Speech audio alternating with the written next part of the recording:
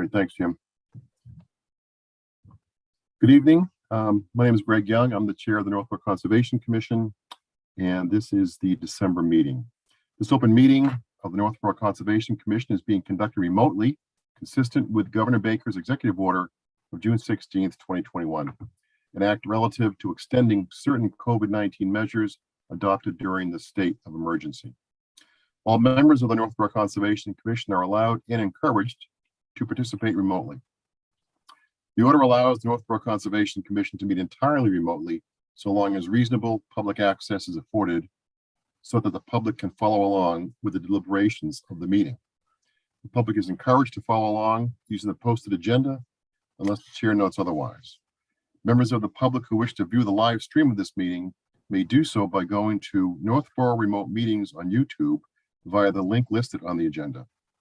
Ensuring public access does not ensure public participation unless such participation is required by law.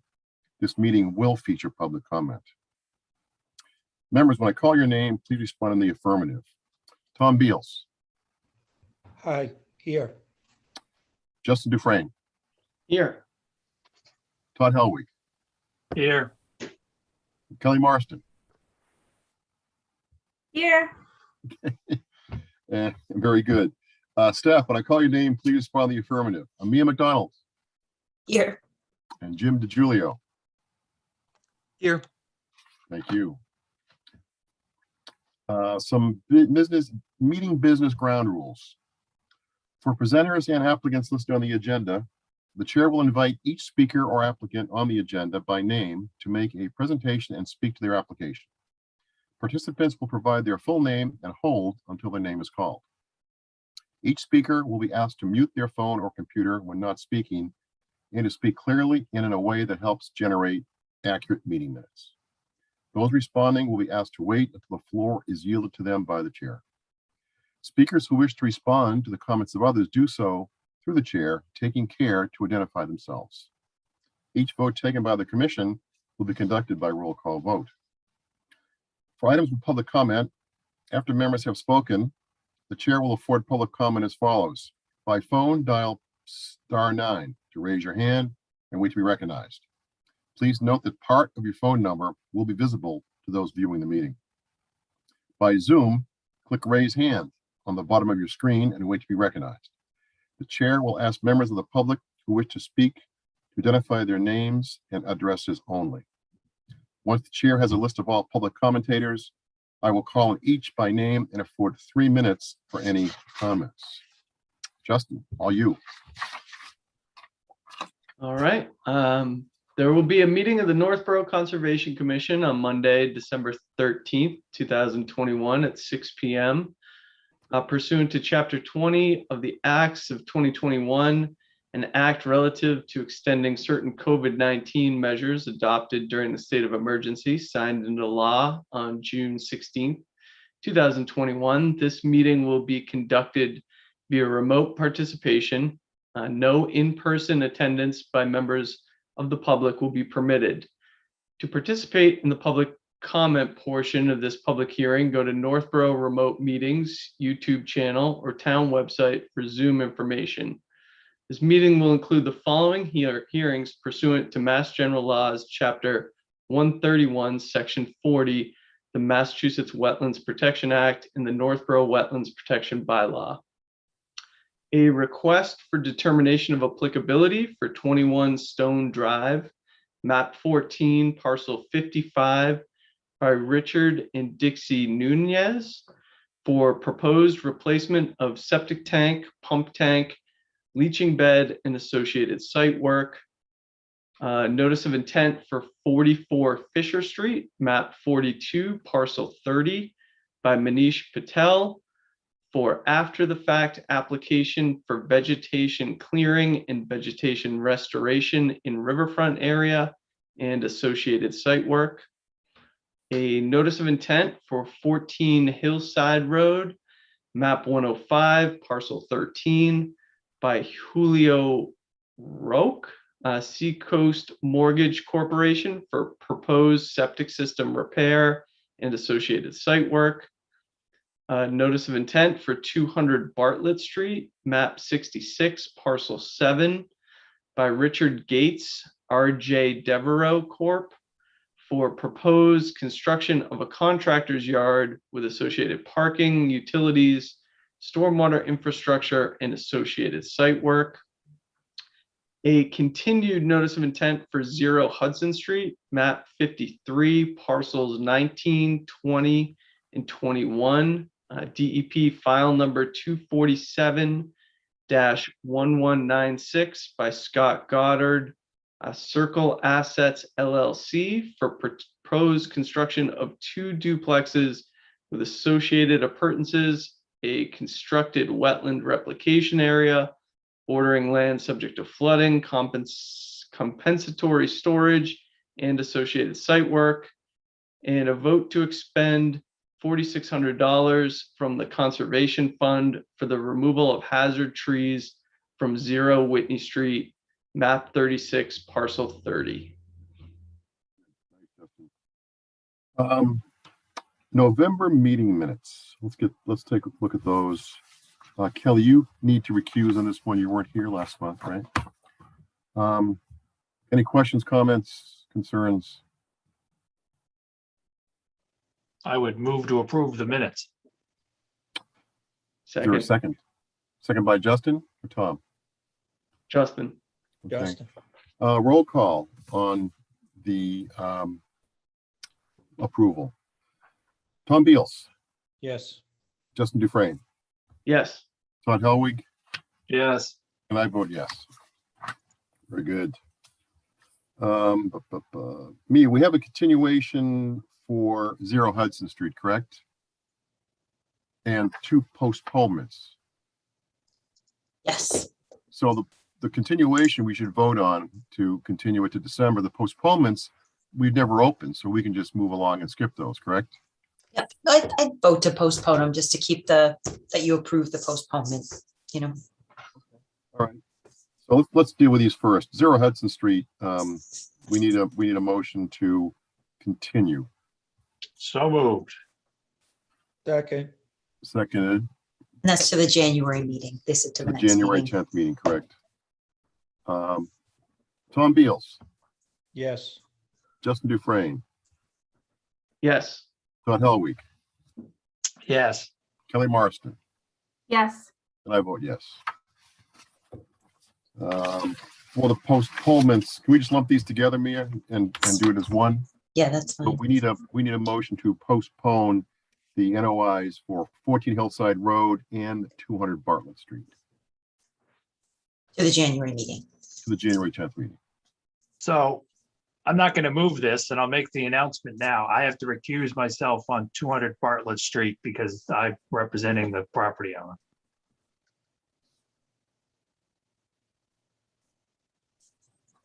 Okay, I'm gonna make a motion to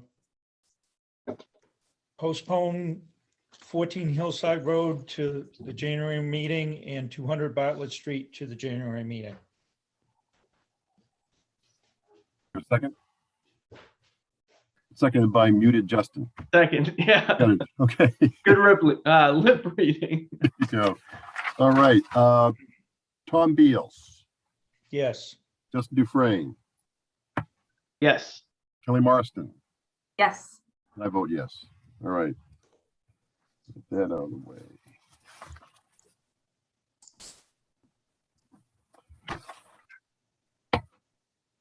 Continue notice of intent for Sullivan Pond Vegetative Management. And I believe we have Dominic for that one.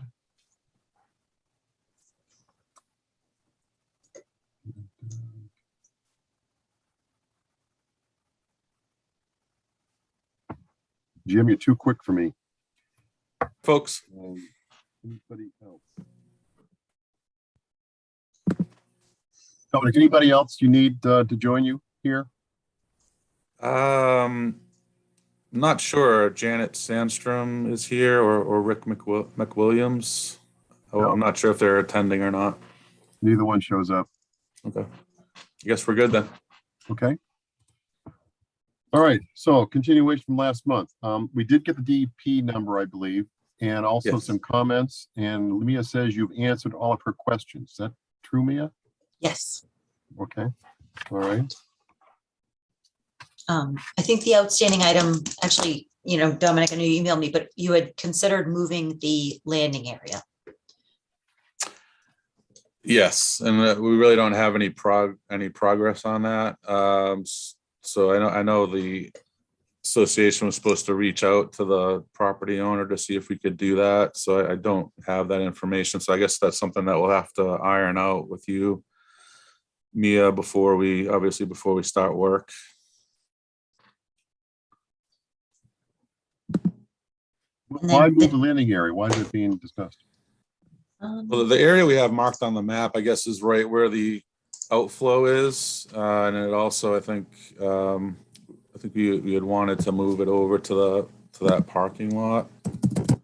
Trying to remember now. Yes, the only outlet to the pond is right there. So having the landing area right next to the outlet. We were worried about sedimentation. Where's the proposed new location? Let me share this. Trying to pull up the map here.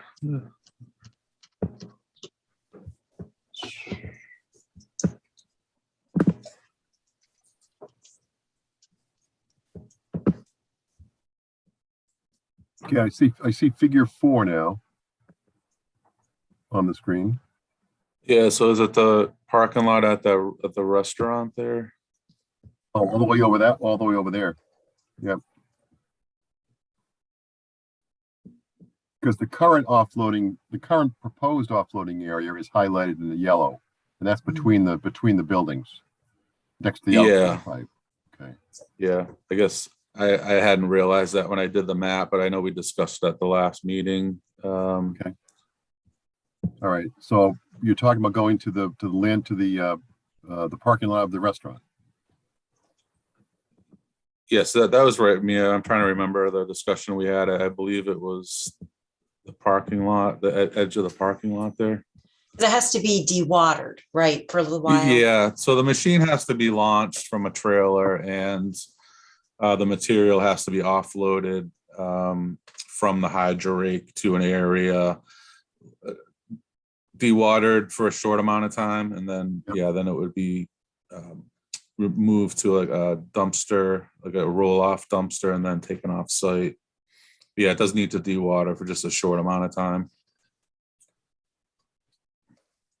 I mean, without knowing where this is going to be set up, we really can't move this forward, Okay. because the restaurant may say no, thank you, and then we're back. That's so we need to get. I think we need to get a firm landing area decided before we can go ahead and take action here. I mean, that's my opinion. Does anybody feel different on the commission that without that info? I guess if it needed to stay where it is proposed, I know, Mia, you said the outlet's there. Would there be a way to protect the outlet? Yeah, that's what I'm thinking, a way to protect the outlet, or how much room do you need? I don't know how much room the equipment needs and how big of a pile you would need. So we're planning on having it, we're not planning on having a large pile. We're just gonna, let it dewater for a matter of a few hours and then have it then put into a roll-off dumpster or a small truck. So I thought that was the best. I mean, that seemed to be the best area. I mean, we can obviously avoid that specific area. We can move it off a little bit to the side of where the actual outlet pipe is.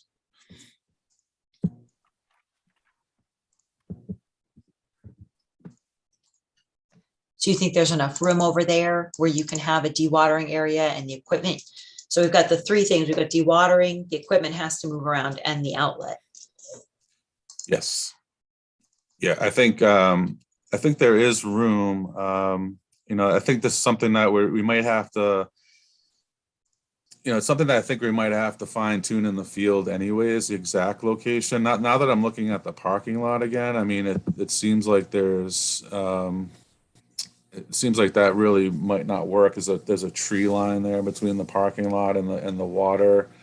I'm not sure if there's like a elevation change or any kind of retaining wall or anything at the edge of the parking lot, so we may have to, stay as far away from the outlet as we can, but still use that general London area there for the operations.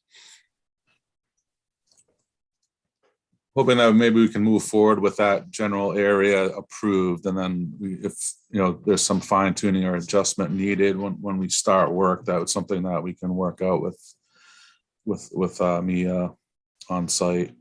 Could we propose some downstream protection to keep the pile or any of the, material from migrating Absolutely. downstream? We do hay bales downstream, down slope of the pile. We also, I don't think we can put a turbidity. We're going to be actually working right near the outlet, so we can't. Once we get a kind of some water opened up in there, we could put a turbidity curtain, even if it's just in the little channel right in front of it before it goes into the culvert. We could put a turbidity curtain there, or even silt, like a silt fence across that area.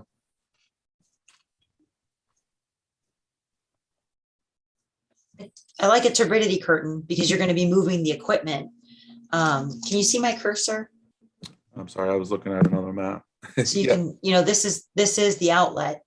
And this is the area where we're proposing the pile and the equipment to be coming in and out of the water. So it's going to get ripped up a bit. So, avoiding the outlet, not driving over it, and adding the turbidity curtain would be helpful. Yeah, and certainly a row of hay bales, silt fence at that edge too, and So- also along the water's edge. So you're proposing is there a detail or a note about wrapping the pile in bales? And we have to use straw bales in Northborough. They would not allow hay. Okay. Is there a detail in Straw one. here about wrapping the pile? I don't remember reading anything about that. Not a specific detail. We say, well, erosion controls will be put into place.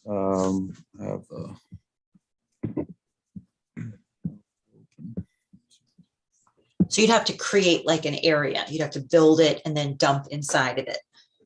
That's right. Yeah. Okay. Yeah. So it does say, so it's actually on page 3 of the project description.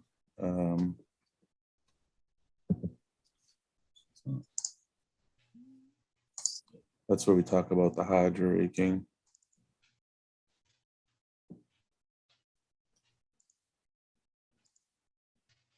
Okay, the same thing. Yeah, it really doesn't talk much about the disposal area.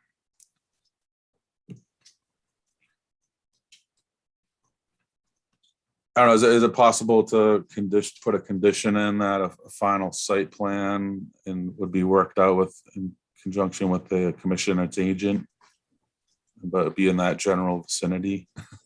I'm just, You want to stick around the original location?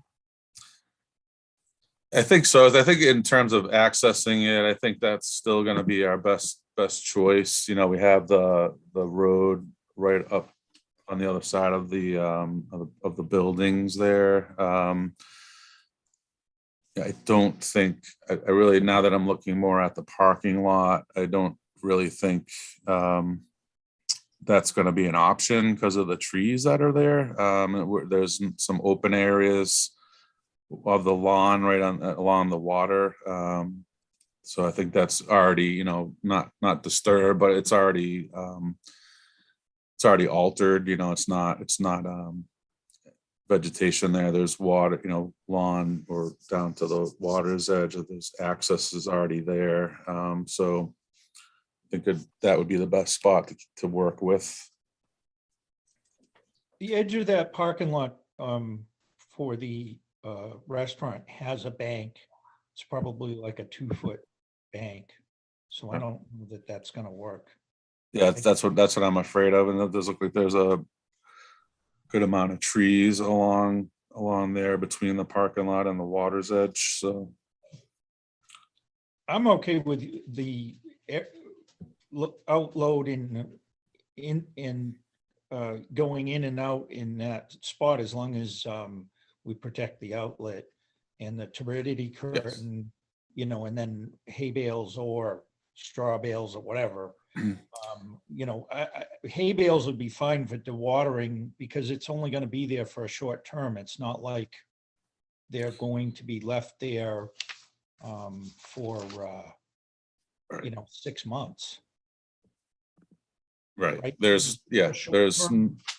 not a huge area, so, and it really just needs that initial dewatering. So that usually happens pretty quickly. Dominic, you have any issue, you have the permission of of those abutters to use that area? Yeah, so that's our client. So the Okay, good. homeowners association is the applicant here. So yes. Okay, they live right near there, so we're fine. Okay. All right. So we're gonna stick with the same location and just armor it as discussed with the Yes. curtain and with some bales and some fencing and so forth. Okay. I think we should definitely have the something for submittal at some point prior to the work starting. Agree. Yeah, I think that's great. I think that's a great idea, and I think we should I think we should meet on site with. You know, as part of the order. We don't have to have the detail now, but submit it prior to. Detailed plan prior to the start of the activity approved by Mia. Always falls to Mia. That's it. She's the linchpin. Any more questions from the commission, concerns or comments about this approach? No, I'm good with it. I think we Okay. should. Oh, Let me see if there's any public comment, any public comment out there. I don't see any hands up. Okay, Anyone from the public? Someone called and said they were planning to attend. Please raise your hand. nothing happening there. We've got 6 folks lined up out there, but I think most are on the agenda. Okay. A couple aren't. Going once, twice, 3 times. All right. So we're gonna move ahead with the plan, close the hearing, and then issue an order. With the special Need a motion? condition to submit the plan, right? An operations or detailed implementation plan prior to the start of those activities to be Okay. approved by you. make a motion to close the hearing. Second, Seconded by Justin. Roll call. Tom Beals, Yes. Justin Dufrain, yes. Todd Helwig, Yes, Kelly Marston. yes, I vote yes. Hearing is now closed. So now we need a motion. Make a motion to issue a notice of intent for Solomon Pond Vegetative Management with the condition that the dewatering area detail be submitted prior to commencing of the project. Okay, Second, there's a second. Seconded by, was that Todd? Justin? Justin, Very good. Roll call. Tom Beals, Yes. Justin Dufrain, yes. Todd Helwig, yes, Kelly Marston. yes, I vote yes. All right. Great. We've got Thank a you very plan. much, everybody. Excellent. Thank you. Dominic, you're gonna wait till spring now, or what's your plan? Summertime, right? I actually, after talking with the client, I think we're gonna wait till probably later in the summer. When the biomass is kind of at its greatest, when those floating, I know there's a couple floating islands in the area that may not pop up till later in the summer. So I think the plan will be to wait till late summer, probably September, October. Thanks, Dominic. Appreciate your support and help there. Thank you, folks. Enjoy the rest of your meeting. Appreciate it. Hey, thanks. All right. 190 Howard Street. Mitch is with us here. And we have a hand up. hold on, we got a hand up. Mark Arnold, you have your hand up. I didn't mean to. Okay, Sorry. you take it down and we'll talk to you soon. Okay. Mitch, you already brought Mitch in. Okay, good. So this is the 190 Howard Street, proposed construction of the horse pasture ring and some site work. We opened it up last month, had some discussions. There were some recommendations made. Hey, Mitch. Hey, how you doing, Greg? Good, thank you. Good. So what's going on? So we had taken all the commissions and abutters concerns into consideration, and we had hired engineer Vito Colonna from Cornerstone Engineering to design the stormwater management on the site for the clearing and for the proposed paddock. So that is a huge improvement to the plan.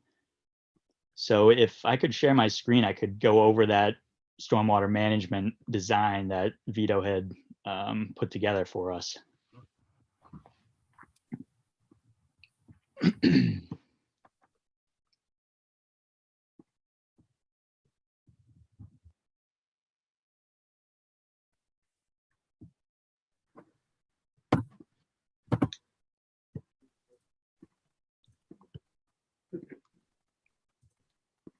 Okay, can everyone see my screen? I can, yes. All right, excellent. So I guess before I get into the stormwater, I'll go over just some minor details that we added to the plan.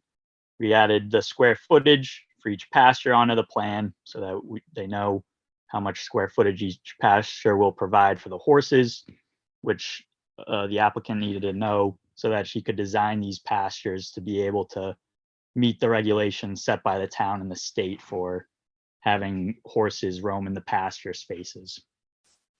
One thing added to the plan was this proposed stable next to an existing barn.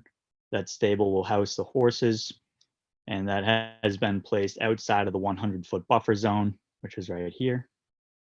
And there's our wetlands over here. And this wet paddock was on the last plan, but I'll just reiterate that'll be the wet weather paddock for when it rains. The horses will be out in this pasture so that there's no horses out in the grass areas during the rainstorms to prevent it from getting muddied up and losing vegetative cover of those areas. We also moved this manure storage area over closer to this fence line here. It was previously proposed just in the middle of this space, so we just shifted it over here. And this stormwater feature was presented on the last plan. Vito was okay with that design there to capture whatever stormwater is in this area going down gradient. It'll be caught in this vegetated swale and then be brought to this riprap pad here. Now, Vito had designed this area as our stormwater management area for the runoff that comes from these pasture and paddock areas towards these down gradient wetlands over here. So what he had designed was this 2 to 3 foot tall berm, which is seen as these lines. This is the grading that's proposed to make those berms here, so that the whatever flow comes down here naturally settles in front of those berms and creates a rain garden. And we're not proposing any vegetative clearing in those areas. Vito had designed it so that that vegetation could stay in there, and we're not going to be removing large trees that are within this proposed berm area. There's also a riprap pad and some outlet pipes here for for some stormwater relief in the larger storms. So this area will be fenced off to protect the horses from getting in there. We didn't propose any stormwater management within the pastures since it would have been too dangerous for the horses. You wouldn't want them stepping in a ditch that was going through the paddock areas and such. So that's why the rain garden was proposed off to the side of the pasture space. The berm is proposed just outside of the 25-foot no disturb area. So this is just some grading occurring. There's no structure that's proposed within a 35-foot. So that is the stormwater management design that Vito came up with. So we believe that satisfies the commission and the abutters so that we can ensure that their properties won't be impacted by the clearing here and the use of the land over time. It is important to note that Vito designed these areas, these stormwater areas, so that it took into consideration a 50% vegetated cover in these areas in case the pastures do become less vegetated in some seasons if they get trampled a bit more than desired. The pastures will rotate the horses so that once an area or before an area becomes loosely vegetated with grass, the horses will be moved to a different pasture so that the previous pasture can recover. One more thing to note is there was a small proposed berm right over here so that drainage that comes this way towards the pastures will just be directed away from the pastures and just right into the 100-foot buffer zone here. So tonight we'd be hoping that the commission is accepting of the new proposed plan with the stormwater design and request a order of conditions tonight. So let me know if you guys have any questions. I'd be happy to answer. All right, so we've got the berm is what, 2 to 3 feet tall, and you're keeping the trees up that are there, correct? Correct. Okay.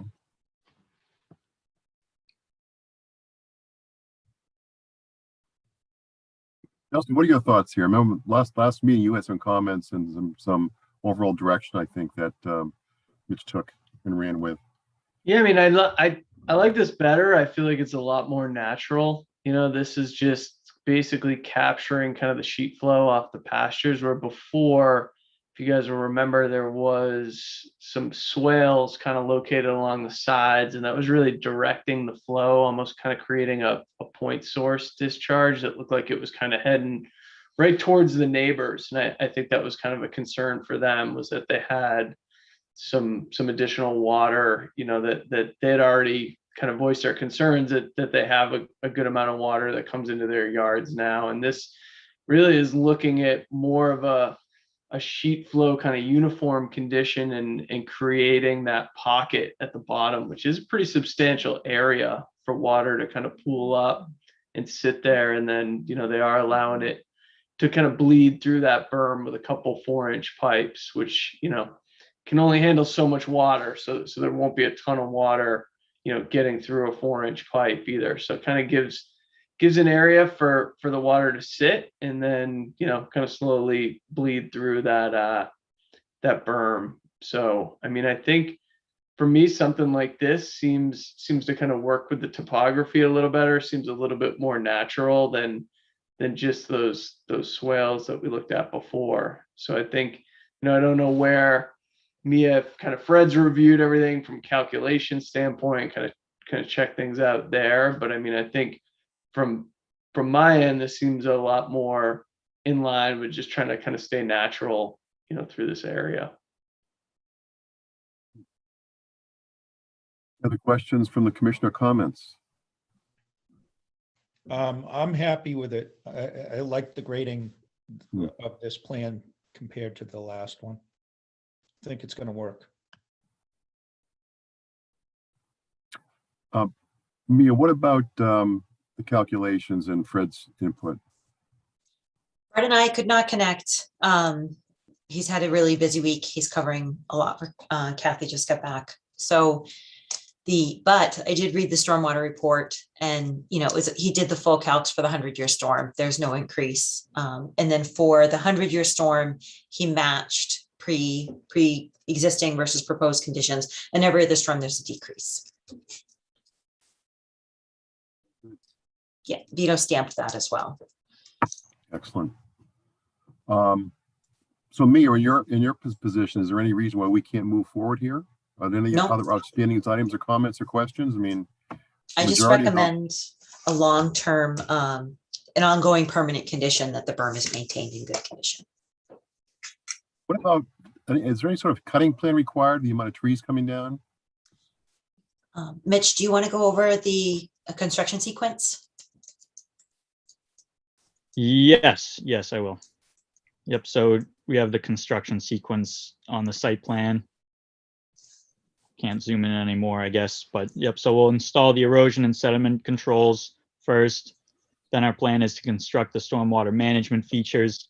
There may be some minor clearing that has to occur to get in here and do this grading to create that berm. And then we'll be, once that's completely constructed, we'll be doing the entire clearing and grubbing of the area and keeping 2 to 3 larger trees in this pasture and in this pasture. And then we'll finish our sequence with loaming and seeding all the disturbed areas.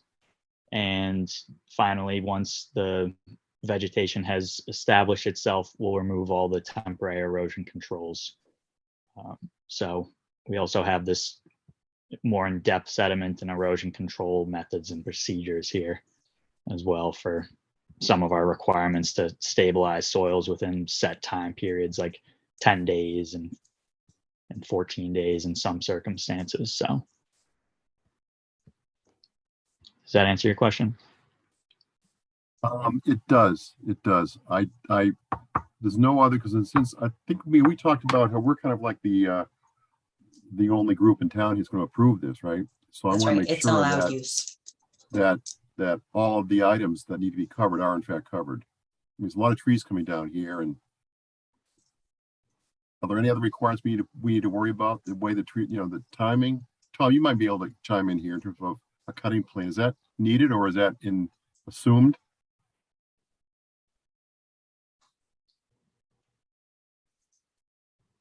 You're muted. Yeah, there you go. Yeah, there's no required forestry plan or anything like that. It's a clear cut. Mhm. And it's, I think it's still under what, 2 acres? I don't remember the acreage on it, but, I think Yeah. it's more than that. 1.5 is that? I see 1.5 acres there. Is it 1.5 acres, Mitch, you're clearing or more?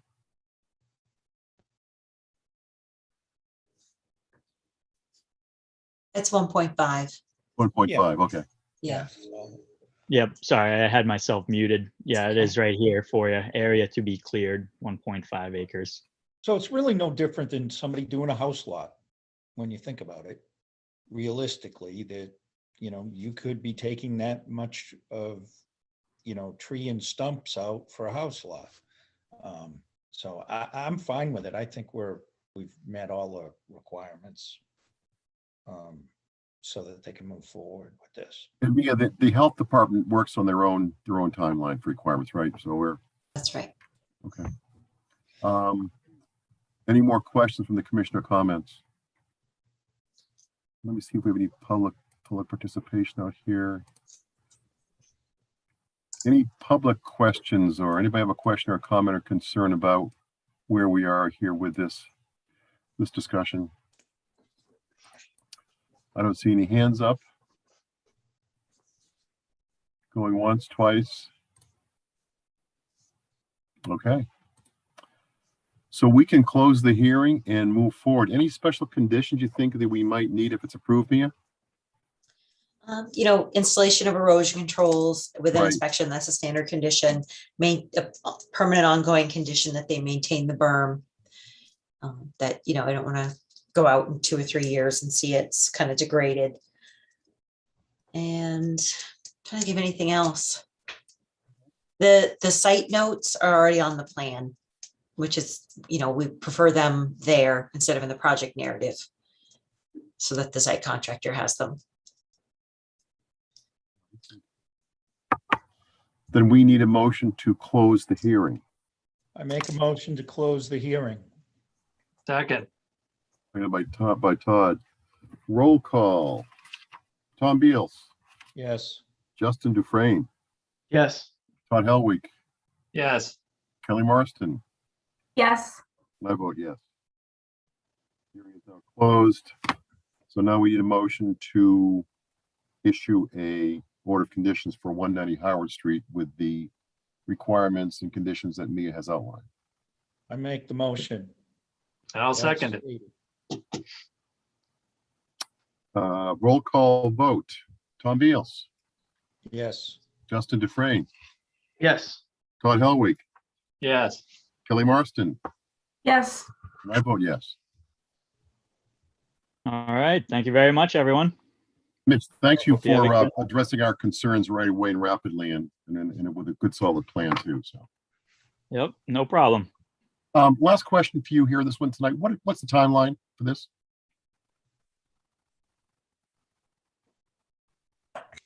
Mitch? Oh, I thought you said Tom. The timeline, Oh, email. what's up? No, timeline for this project. Oh, I'd have to talk with the applicant to see when they're ready to go, to be honest.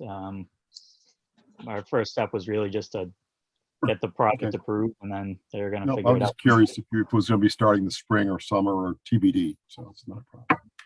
Yep, I'll reach out to Mia and let her know our timeline, and Great, I'm sure she'll inform you. I'm sure she will. Very good.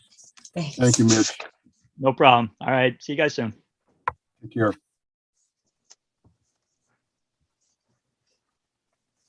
That was a pretty nice stormwater management plan that Vito put together, wasn't it? Yeah, Yep. Yeah. Nice. Okay, we are at an RDA for 21 Stone Drive. okay.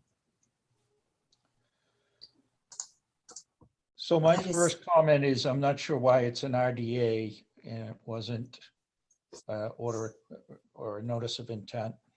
I believe it's Dan McIntyre.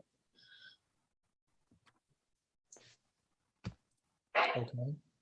And McIntyre, Dan and McIntyre. Dan, you're being brought in.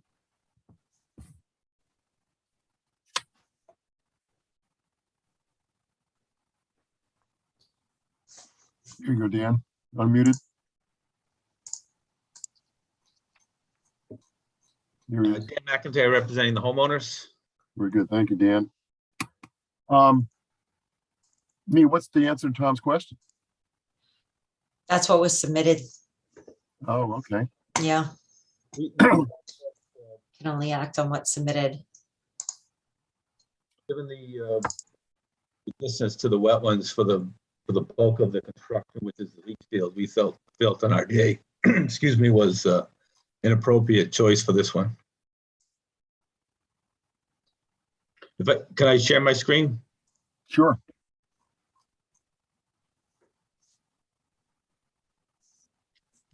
Can everyone see that? I can see a plan and a photo of the house. Perfect. So just to orientate you, down at the bottom of the screen is Stone Drive. It has a gravel driveway coming up to an existing home that was built in the 1970s. We had Goddard Consulting flag the wetlands. There's some wetlands in the back on a vacant piece of property, as well as wetlands over to the side, which I believe is owned by the town of Northborough, that vacant lot over there. The existing system is in the backyard. There's a tank and a pump tank and an existing leach field here. We are proposing to move the system from the backyard into the front yard so we can get it essentially out of the 100-foot buffer zone, which is delineated here, 100 feet off of this wetland here and 100 feet off of the wetland over here. So as I say, the bulk of the construction is the leach field. So that'll be essentially outside the 100-foot buffer. In the back, we still have to put a septic tank back here and to tie into the existing plumbing. And then we're going to pipe it over to a pump tank to the side of the house and then up to the leach field.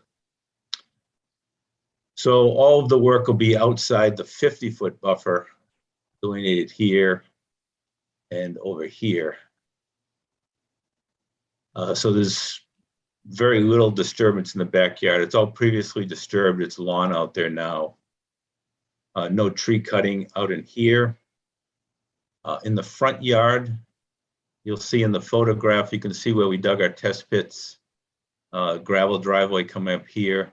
There's a clump of trees right in here that will be in the way for the leach field. We're proposing to take those down. But as I mentioned, those are outside the 100-foot buffer. Construction access will be off the driveway, right off the roadway, and up along the side of the garage here. So we can collapse those tanks, put on the new tank and the new pump tank. The existing leach field will just be abandoned in place. No need to pull that out.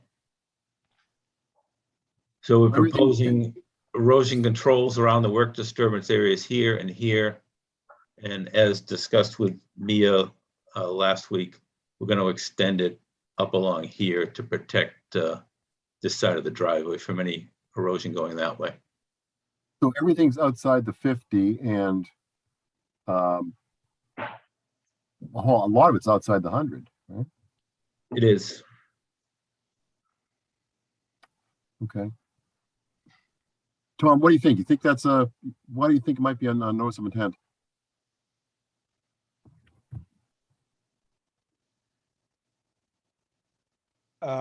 You know, after seeing the plan, you know, I'm okay with it, you know, as an RDA.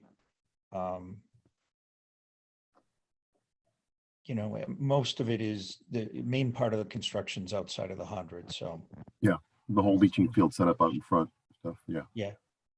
Okay. I'm okay with it. All right, good. Could I share one other reason I think it's okay to be an RDA? Like, when I initially reviewed this, I thought we would probably bump this up to an NOI, but then I visited the site. Do you mind if I share my screen? Yeah, let me stop my share. I took some photos that, where'd the photo go? Just 1 second. That in-ground pool in the back creates a real barrier. Can you see this is the backyard? Yes. And then there's an in-ground pool. So this is their lawn. And then there's an actual, like a rise here. And so they will be putting the new tank in here with an erosion control barrier back here, which is a little bit of a low point. But they're definitely not going to be driving equipment, you know, in that 50-foot area where it's like, yes, the work is 50 feet away, but will the machines be 50 feet away? Yes, they will be. They'll be on the far side.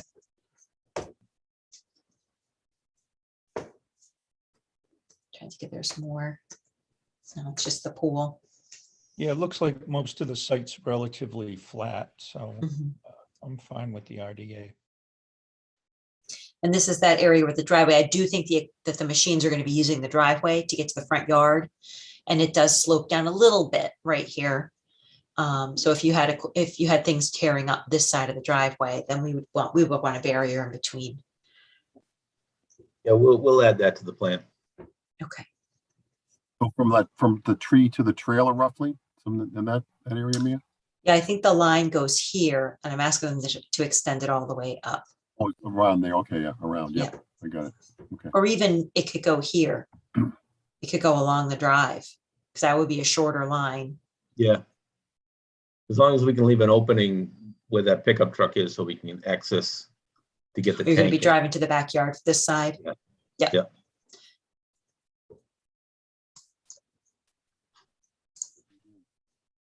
Any more questions from the commission or concerns, comments?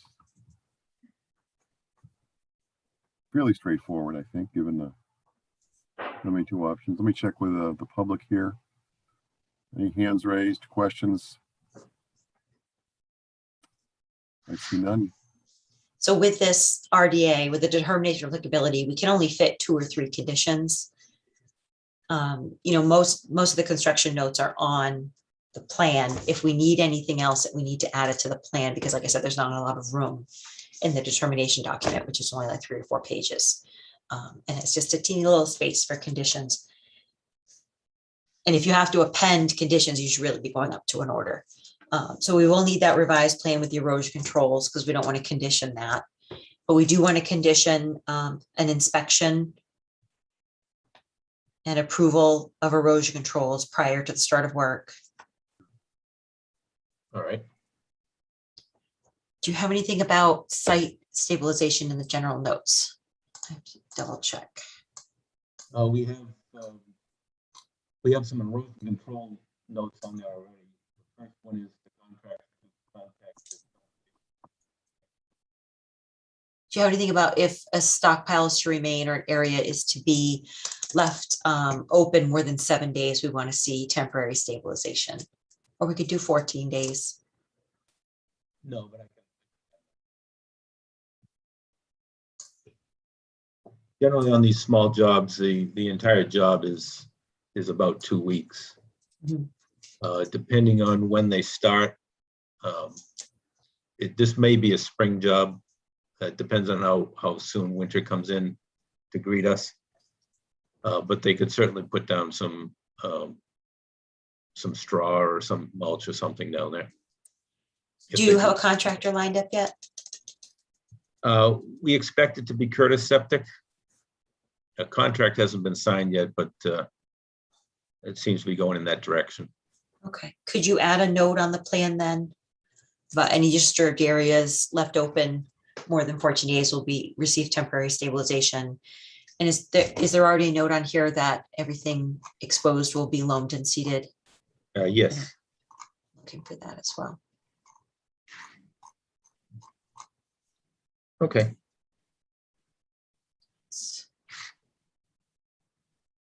Okay, erosion controls to remain in place until vegetation is established. Is there anything about loam and seed the areas?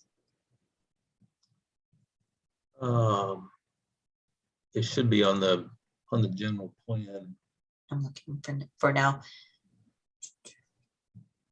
If you look up in the cross section, section 8A, we've got the proposed grade loam and seed. Yep. And in construction note number 7, seed to establish grade in all disturbed areas. Yep, great, thank you. And me, the added erosion controls to the side of that driveway will be part of the plan, the revised plan. Yep, we need the revised plan and then to get that revised plan as the approved plan. The revision date. Okay. All right. We closed the hearing already, right? Yes? No, just vote to issue a negative determination with the conditions that the plan is revised. Well, I guess we just have to agree that the plan is revised, so we won't issue the determination until we receive that revised plan. Which we're in a little bit of a tight spot because we're supposed to issue that within 21 days. Well, When can you get me the right. revised plan? You're I'm sorry, I muted. can't hear you. You're I muted, can Dan. have it to you tomorrow morning. Okay, great. And so I guess the only condition would be to inspect and approve the erosion controls prior to the start of work. So we're thinking about issuing a negative determination with the points as listed by Mia. The key one being the receipt of the revised plan. So we need a motion. So moved. Is there a second? Yeah. Seconded by Kelly. Roll call. Tom Beals, Yes. Justin Dufresne, Yes. Todd Helwig, Yes. Kelly Marston. Yes. I vote yes. Well, thank you very much. Thank you. You, Dan. Make sure you get that to me as soon as you can, right? Will do. Thank you, sir. All right. Greg, I'm probably gonna hop off before the next one, just because I gotta be in this next hearing at 7, so, Fair enough. Fair enough. We got enough in while you were here to make it worthwhile, though, Justin. So Yeah. that's good. absolutely. All right, All guys. right. Take care. Merry Christmas. Happy New Year's. Same to you and You yours. See you in 2022. Yes. All right. 44 Fisher Street meeting. Did we get what you were looking for? Yes, we got the planting plan. We should bring Mark Arnold in. Okay, Mark Arnold will be in.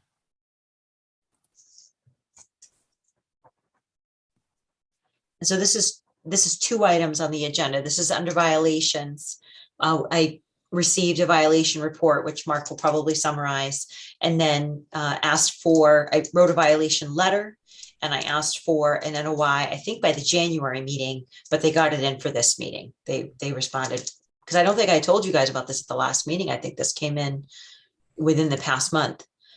So it's two items on the agenda. It's under violations, 44 Fisher Street, and then this notice of intent is to address that violation. So it's a twofer. Hello, Mark. Good evening, Mr. Chairman. Mark Arnold with Goddard Consulting here on behalf of Manish Patel for 44 Fisher Street. This is a notice of intent for restoration of clearing that was done without a permit. DEP file number 247-1207. So this was in response to an enforcement order that was issued on November 10th of 2021 with regards to clearing along the buffer zone around the pond and wetlands, including work within the riverfront to a river that flows through the property.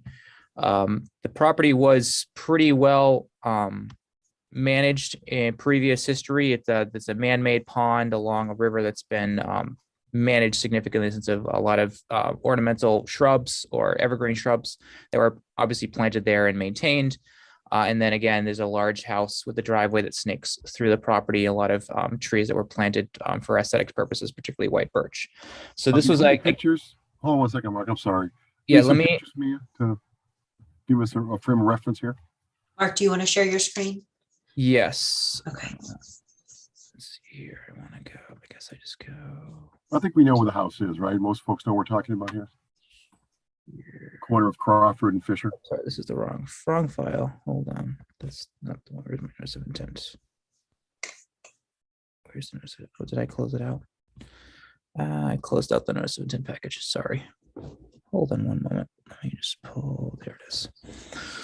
So this is here's these are example photos. So this is just down gradient of the bridge here. There were evergreen, I believe juniper shrubs in this area. We know that from Google Earth Street View actually, that was actually juniper shrubs in that area there. This is an area on the edge of the pond. There's a spillway that leaves the pond right here. This was a lot of shrubs, and then there were a lot of white birch trees right around the spillway there. So they basically they cut everything down. They did some stump grinding in some places. A lot of the shrubs they just cut flush with the ground. But there was really no other earth disturbance that really occurred. They weren't digging up things. They basically just they were cutting everything down. So this is again, Mr. Patel was a little unaware of exactly what the requirements were for doing this, and from him telling me the landscapers went a little overboard on just adjusting and just cleaning up some of the areas. There was some vegetation. Again, here's as you can see where the stumps were located along here. Pruning of one of the limbs here. This is the slope just below the house. This was almost all ornamental evergreen shrubs of some sort. There were some more native stuff along the edge of the pond. And here, again, here's some more stump grindings. There was a large pine that was in this area that was leaning over the pond. It was probably going to fall down eventually. And so he was concerned about it falling into the pond and then being a big issue to get out. That's where he started doing some of his cleanup. And then from his wording, they went a little overboard. So from our estimate, there was, I think, where's my narrative up here? I think there's roughly about 25 trees that were cut, 50 to 60 shrub clusters that were cut. It's hard to identify how many were cut because we're dealing with an area that was heavily landscaped. We could see some of where they cut stuff, but it was getting hard to understand the actual scope of the actual area that they covered.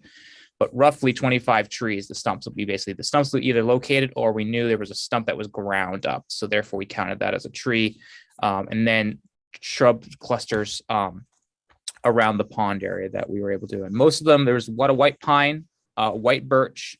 I believe there was a lot of arborvitae evergreen shrubs, juniper as well, that were out there. But there were some natives. I saw at least one red oak dogwood, which I expect to come back, but at this point we're considering that everything has died in the sense of if it regrows naturally, we're going to leave it to grow back naturally. But if it doesn't come back, that's why we have a planting plan put in place.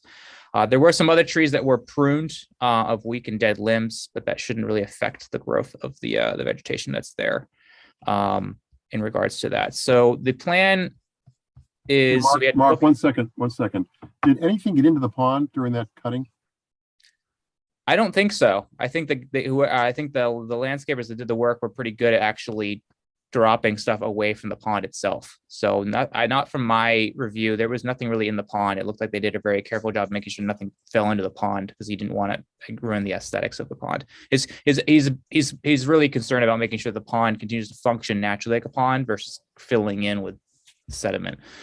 So he really wants to make sure that he has a nice native pond there that is beautiful and also provides a lot of function and value. So we have a planting plan. We're putting in total of 38 trees and 80 shrubs within the buffer zone and riverfront area. And we did list a large selection of species with our goal of basically having at least multiple species that are selected. And the reason for that is because supply and demand can be tricky to find when you want a certain species. So in the sense of we decided to list a large grouping of native trees. So you have your box elder, maple, red maple, silver maple, river birch, gray birch, white birch, Atlantic white cedar, eastern Atlantic turmeric, and black gum.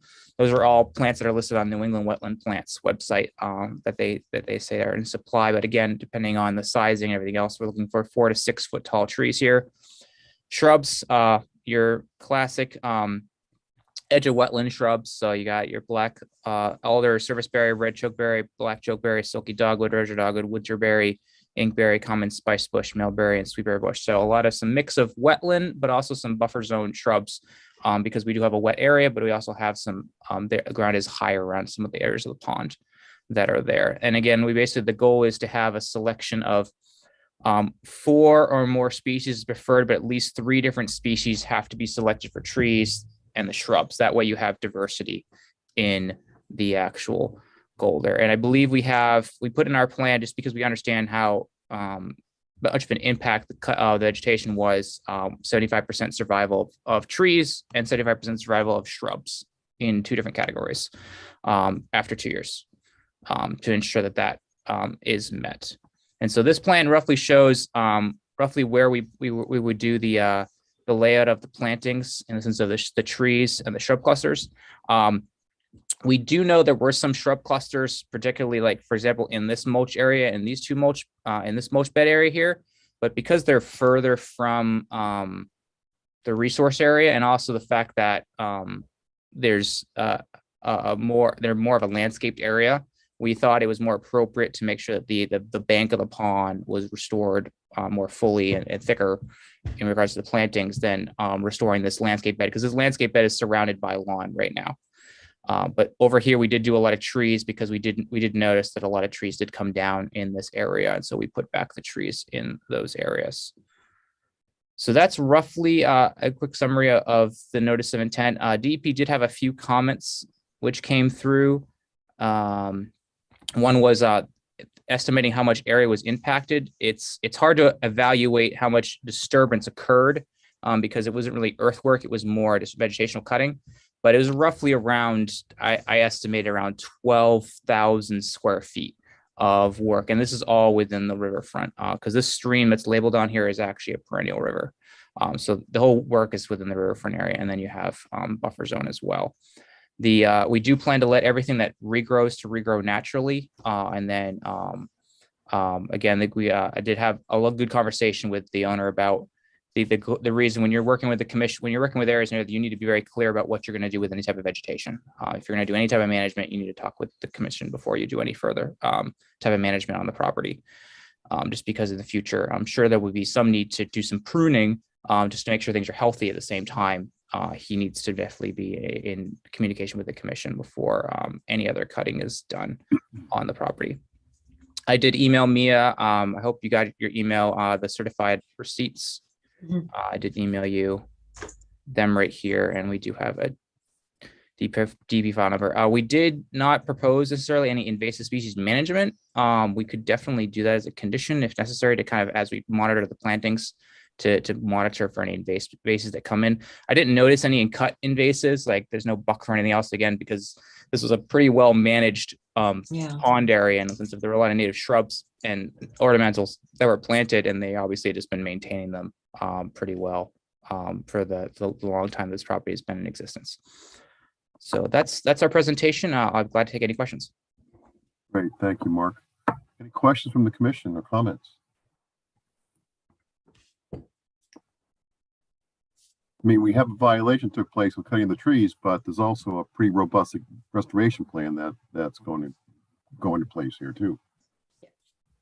I think the restoration plan, this planting plan is great, 75% survival rate is, is what we should condition. That's our typical restoration condition, and that'll be in there. So the DEP comments, I think Mark addressed them, but I just want to make sure I get them noted correctly. And he said about 12,000 square feet. So 12,000 square feet will be noted as altered, and then 12,000 square feet will be restored. And then they ask about how the herbaceous stratum and volunteer shrubs, trees will be managed within the restored areas. So right now they're mulched beds. Will they be weeded, or will it be allowed? Will the volunteer plants be? And it's really, right now, I think the commission sees that they are mulched beds with sort of a manicured bank with the mulched bed and the trees. So just, will that be allowed to be returned to a more herbaceous area, or is it going to be maintained as a mulched bed with the trees and shrubs? I think the intention is to maintain what was there before with Okay. regards to the mulched beds. I do know that the owner does want to kind of, I know he had some thoughts about providing some additional vegetation work on the property, but he needed to talk to a landscape architect to kind of do that, and that's a separate issue. But at the moment, I don't think he has any plans to allow things necessarily to go back wild per se. Again, this was a pretty well managed pond. It was pretty obvious that the lawn was very artfully cut out and curved, edged really nicely. The mulching was all done very specifically, so it does look like it had been maintained for a long time that way. So I think that was the intention of the owners, to keep it that way. Yeah, that was in like the mid 70s. That's the famous letter. I don't know if I've told you guys about the letter. I have a letter on my wall from the 70s about these ponds, and it only reads, maybe Tom, you might remember this. Dear Mr. Ellis, our next letter will be nasty and will be delivered by the constable, and it's signed by the chairman. So that's how they used to send letters back then. But that is closed. That whole, luckily that file has a certificate of compliance, and these are the ponds we have. And so just note, so when you're looking at the plan, I want to comment that the areas with the green are the clusters of shrubs, and those are going to have a more naturalized look than what's out there now, because the shrubs he's proposing are all multi-stemmed. So, you're going to see less of that mulch area. You're going to see more of a naturalized look, more of that habitat, more shading. But the areas with the orange circles are going to look more like it does now, which is more of the trees with the mulched look. I think it's fine, because it's still going to be an overall improvement once we get it all done and in place. But just so the commission is aware, and as long as you're okay with it as well, as long as the commission's okay with it. Then the last from the DEP, will there be monitoring for invasive species? I do think we should condition that, we do usually for restoration projects, we require monitoring reports, usually after the initial planting, then within the next growing season, and then prior to the issuance of the certificate of compliance. And those monitoring reports we usually require that they address if any invasive species are there and how they're going to be removed if they are there.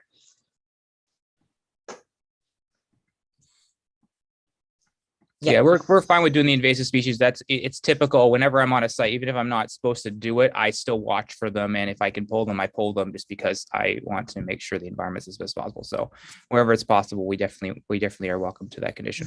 And this is a landscaped area, so it's not like we're asking a homeowner to go out there and get on their hands and knees and try to learn what these identification are. He's going to be hiring a landscaper.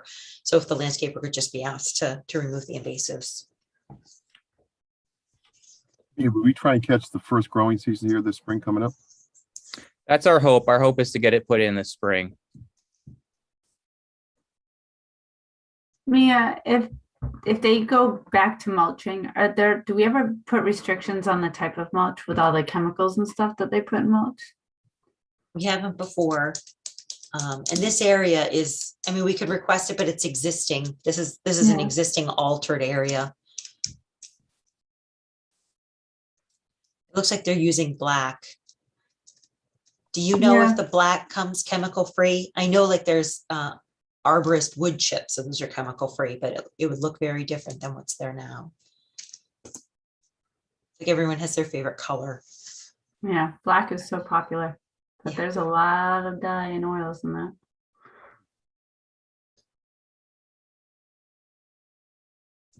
Mark, do you know if the black comes in a natural? I don't know.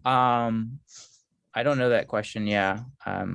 There's a I should look into this topic because it is actually an interesting, Yeah. interesting topic because it's definitely used a lot. Can you, it's, this area is, there's a lot of mulch here. That's why I was wondering. Normally it's yeah. like, it's not the best thing, but there's a lot of mulch on this. It's beautiful, but there's a lot.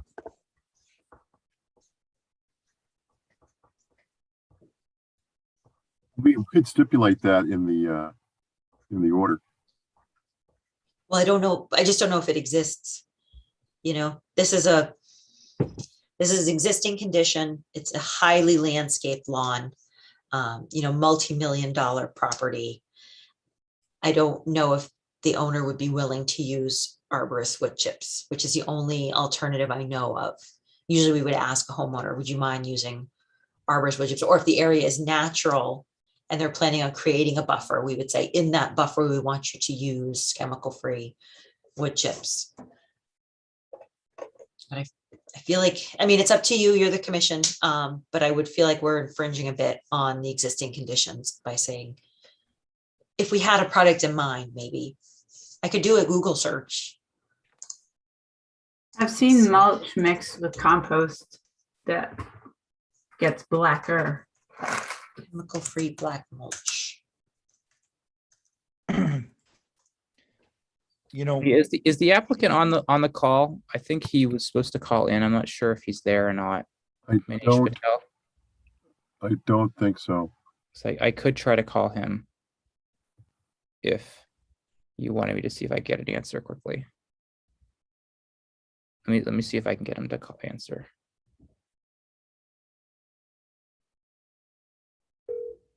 this Maybe whole area organic? was cut, you know, so it's kind of reopens the whole thing being cut off clear. Hey, Mark. Hey, Manish, I have you on speaker here with the Northborough Conservation Commission. Just wanted to ask you a question. Do you have any opposition to trying to use a mulch that doesn't have any dyes or chemicals that are used to treat it? Their concern is the amount of mulch that's around the ponds can definitely alter and have impacts to the water quality around the ponds. As for my knowledge, we never used it. I didn't use it, and previous one they precaution on those one. We never used those one. Okay, so I guess I mean they're wondering if they can condition that or if you could just kind of pledge that that's what you want to do. I'm not sure how you want to kind of handle that, but they're definitely looking for some input from you just because they don't want to restrict you too much. At the same time, they are heavily concerned about the amount of dyes that can be in wood mulch. So No, we never use the wood mulch. okay, so I guess so. I mean, in that sense, you'd be okay with them conditioning the fact that any mulching should be Yeah, okay. supposed to be. Yeah, definitely. I don't mind about those one if they're going to be right on those things. Great. All right. So we'll have the commission put that as a condition. Thank you so much. Okay, sounds good. All right, bye. All right, There you go. thank you. Oh. Chemical-free mulch. I'll say chemical/dye free. All right. So Kelly got hers in there. Anybody else have any questions or comments here? I don't see any hands up from the public here. I did see Cassie, some any- products that said organic mulch, and maybe if you can find the color he wants and get it ordered, he should be able to find something.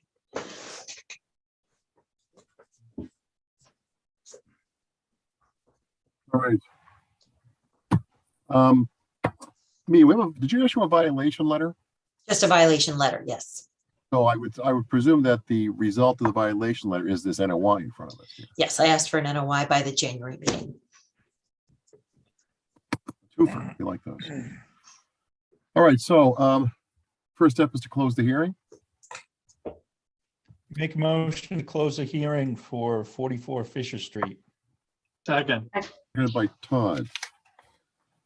Roll call, Tom Beals, Yes. Todd Helwig, yes. Kelly Marston, Yep. and I vote yes. All right, so we're going to move ahead with a vote on the NOI, order of conditions for Fisher Street with the, what do you have for requirements? We have the mulch requirement, right? Yep, the The, mulch uh, requirement, Chemical-free mulch. our typical restoration protocols, which include the monitoring reports, and then an additional condition for monitoring for invasive species and removal. Yes, okay, as we work through there. Okay, fine. Need a motion on this one, on the order of conditions. I make a motion for 44 Fisher Street for order of conditions with the descriptions as stated prior. For a second. Second, Seconded by Kelly Marston. Roll call, Tom Beals, Yes. Todd Helwig, yes. Kelly Marston, Yes. and I vote yes. Thank you so much. Have a good night. All Thank right, you, and thank you, Mark. please thank Mr. Patel for his quick response. All right.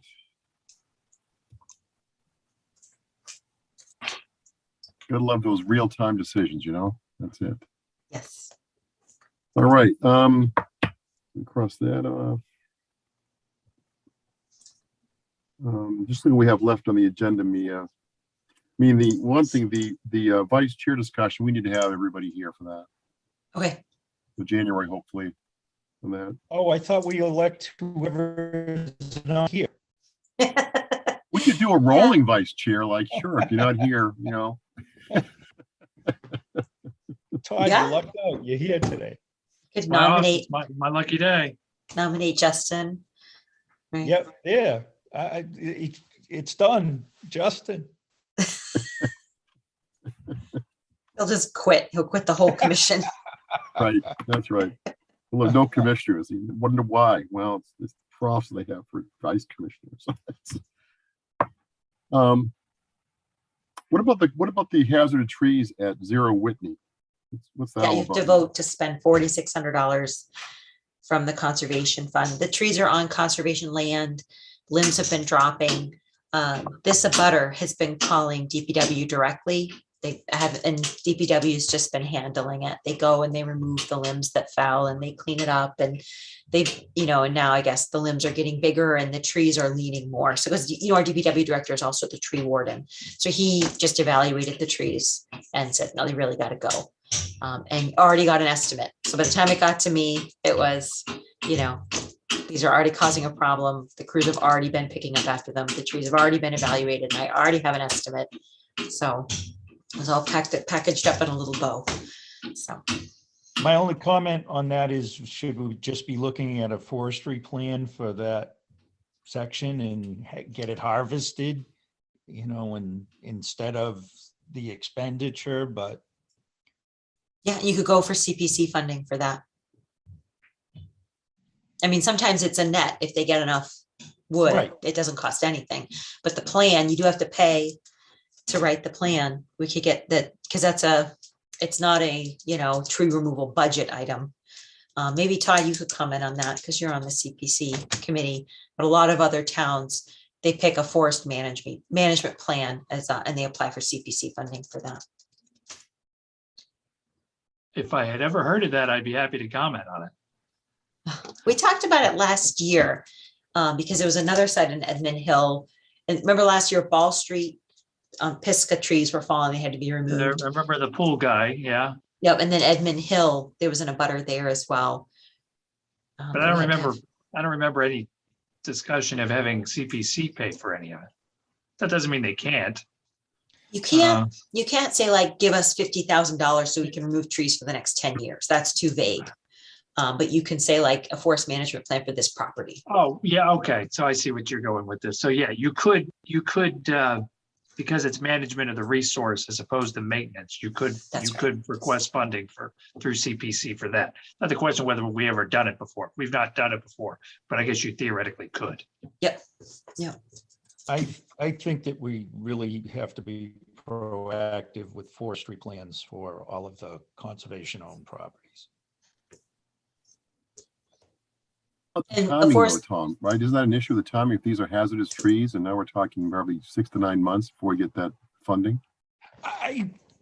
And that may be the case. I don't know how, hazardous they are, if it's really endangering somebody's house, then we should probably, expend the money and do it. But we've spent, I think it was $45,000 or $5,000 at one spot, and another spot, now we're up to $15,000 of, conservation funds. So maybe we need to really, look at the forestry plan and get it enacted, and then manage some of these trees from a forestry standpoint, not a emergency type thing. I could ask for the cost estimate. Do you know how much forest management plans cost? I don't. I'm kind of in the process of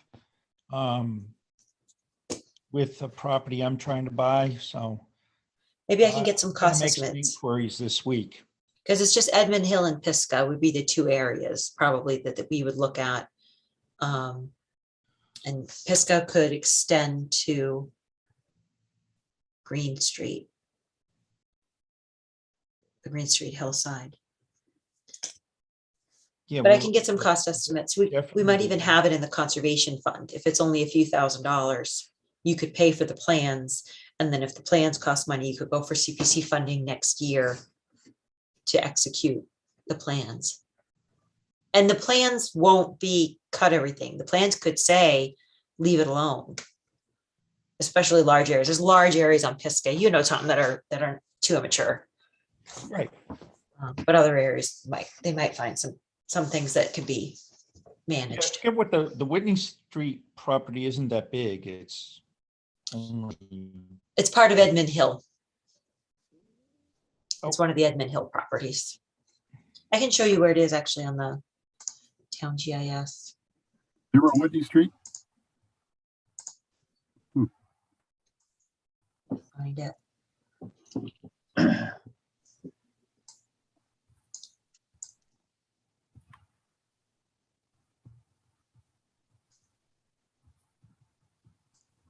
Okay, share my screen.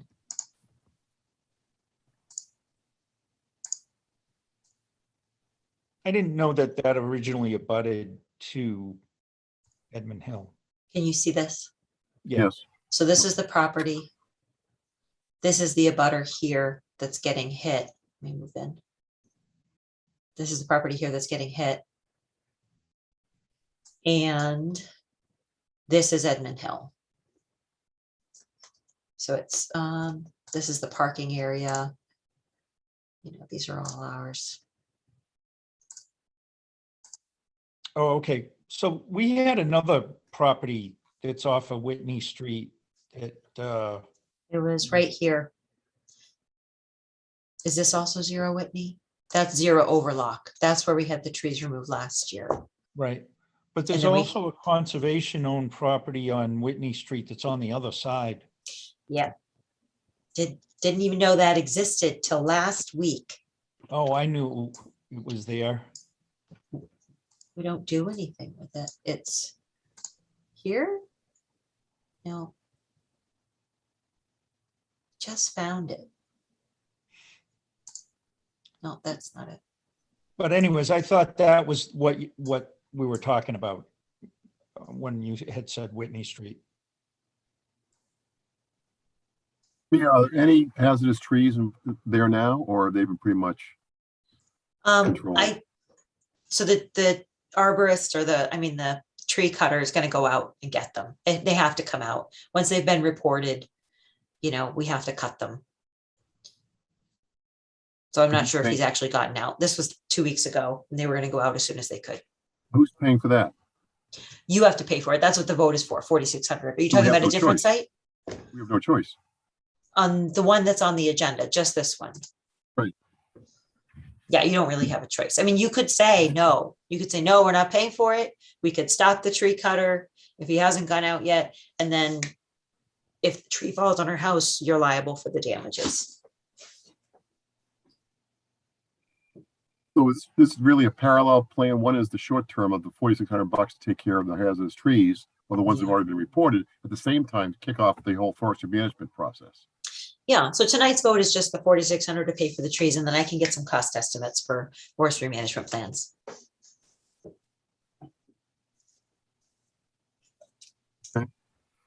Vote to expend $4,600 removal of hazard trees from 0 Whitney Street, as have been reported to date, correct? Yes, from the Conservation Fund. I will make that motion. Second, Seconded by Kelly. Tom Beals, Yes. Todd Helwig, Yes. Kelly Marston, yes. and Kelly, you're a yes?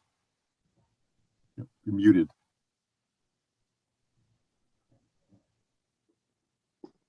I'm back. Yes. Okay, you see yes, okay, and I say yes, okay.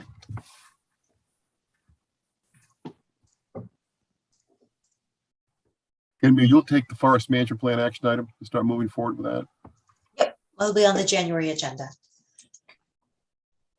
Awesome. The COCs, 10 Hillside Road and 11 Memorial Drive. You've seen them both? Yep, both are septics, both have been installed, both are fully vegetated, stable, no observation, no violations observed. So we need a motion to grant certificates of compliance for 10 Hillside and 11 Memorial Drive. Okay, I make a motion for certificate of compliances for 10 Hillside Road and 11 Memorial Drive. Is there a Second. second? Seconded by Kelly. Okay. Tom Beals, Yes. Todd Helwig, Yes. Kelly Marston. Yes. I vote yes. Issued. So we have 0 Lyman Street next, which is, we'll check the attendees here, make sure we have no questions from anybody in the audience. No questions. We have the 0 Lyman Street violation and an informal discussion at the same time, Mia, right? Yes. And then we also probably want to talk a bit about 93 Maynard. Oh, okay.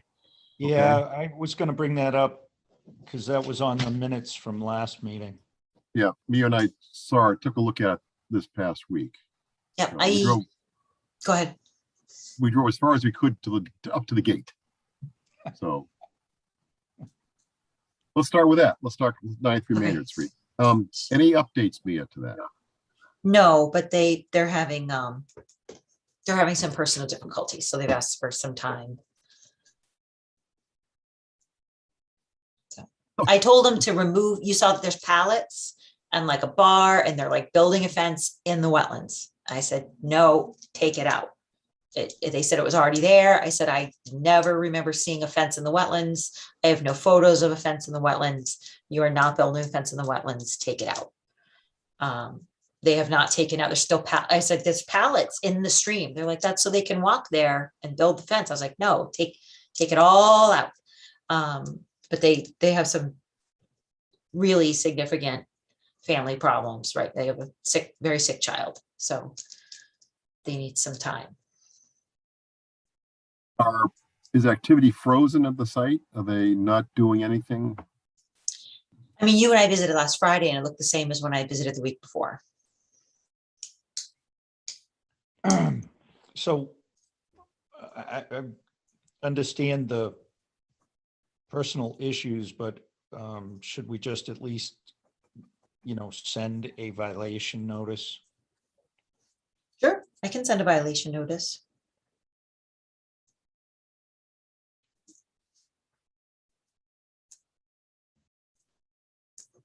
All right, let me show you the pictures.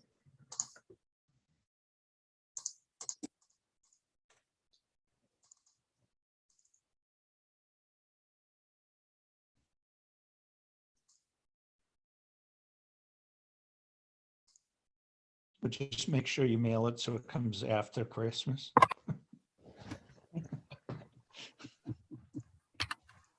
You can see it all here in one picture.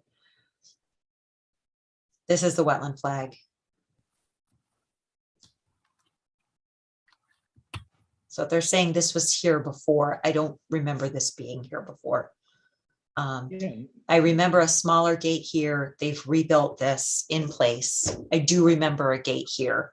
And I remember these doors because I was like, they're kind of like close off to nothing, you know, you just walk around. And then this is the other side. I don't know if this is existing. The footings look old here, and it's not in the wetland on this side. But if you look, like this is a panel. Do you see how the panel goes down? It's not set on a bar. Whereas the other side, it's different. Like this is a different panel with these spiky things on the top and this pole. So if this was on the left, it shouldn't have been there. You know, the original permit for the house and the driveway showed no fence or gate anywhere near the wetlands. Do we have any idea who flagged it? Who's done the flagging? I think Goddard did, because they're planning on, they want to clear the whole side between the house and the combined driveway to the right. They want to clear that whole thing and put in a lawn. And I told them that would be an NOI. So they hired, I think they said they hired a wetland scientist and they hung flags. I think it was Goddard, but I'm not sure. And I haven't been asked to approve that line yet. I mean, that's the discussion we have to have because they said that they planned on extending this fence around the entire property. And I said, you can't have a fence in the wetlands.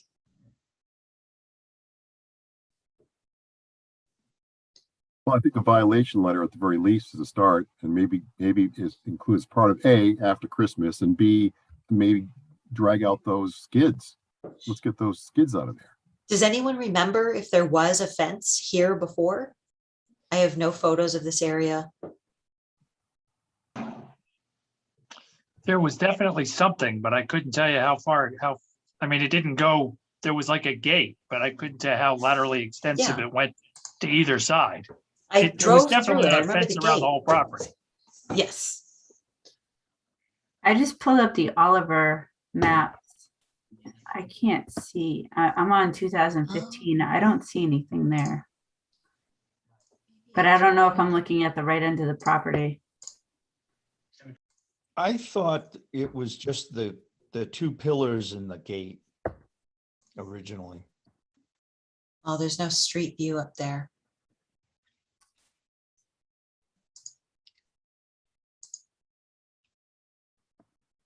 No, there's no street view. And it's all treed. I can't see anything in the aerials. I mean, we have the permit for the original house and there's no fence or gate in that permit. There's the crossing. The driveway is a crossing. 2013-14, there was no gate. Because there's enough, the trees are unleafed. Sorry, my brain So is you not can working. see. Yes.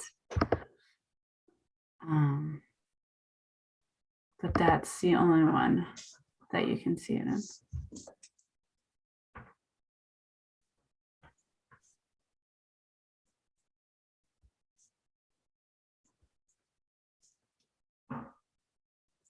Okay. You can see the Violation pillars. letter, what's going to be in the context of it? What's going to be in the body? Just that it was reported to the commission at the November meeting. And then that staff visited the site and observed a fence being constructed within the wetlands, and as per our local wetlands bylaw, as per state law, there's no structures allowed within a wetland, and to remove it immediately, including the, what are they called, pallets? So we want to take the pallets and the fencing out? Yeah. Okay. Is there something being nailed into the tree on the other side of the stream? Are they trying to build like up and over? Almost looks like a tree house, maybe? Maybe, yeah, there is something there. Deer stand. I don't think so. I hope not. I didn't see anything, but. I Yeah, mean, that's that like a board board. there, Yeah, I don't know what that is. those are pretty skinny trees for a tree house. Yeah. I know. I was like, Ninja warrior course. It could be a Ninja Warrior course, yes. Yeah. Yeah, there's pieces of fencing down there on that pallet too. So I drive by it every week and there's been no movement.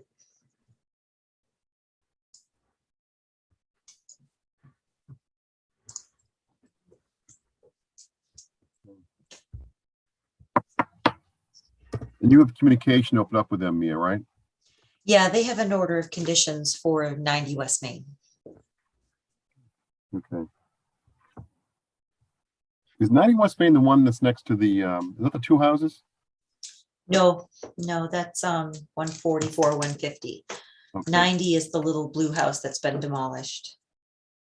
They're putting in the Okay. mixed use. There's still no sign at 144, 150. There's no DP sign. Today? I did look today. I was looking every other day. Okay, Let's I get wrote back. to the not the chiropractor, the contractor on Friday. Chiropractor could take care of it too. Yeah. That's it. I asked I reached out to the contractor on Friday and he said he would get it up there. It may be up. I haven't seen it today, so. Okay. All right, so violation will be going out, and we'll just, I guess we have enough eyes on that side anyway, people driving by it, so. 0 Lyman Street. We have a lot of people. I think the 4 attendees are all here for that. Yes, we have, okay, This is one of the Westboro State Hospital sites. We have Chauncey Hall, which is being demolished with the two pole barns under determination of applicability. Then we have an order of conditions for the power plant. And this is the access road to the rear of the power plant that leads up to the tanks. So if we could get those 4 attendees in, I think they want to participate. okay, April is the wetland scientist, Dan is the engineer, and James and Susan are both from DCAM. all being brought in.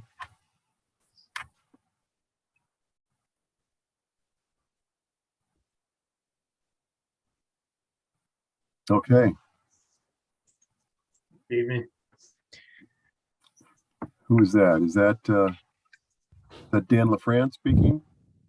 It was, yes. Okay, I see you, and I see James Matz, and I see April Dorosky. Yep. And I see Susan, is it Rooch?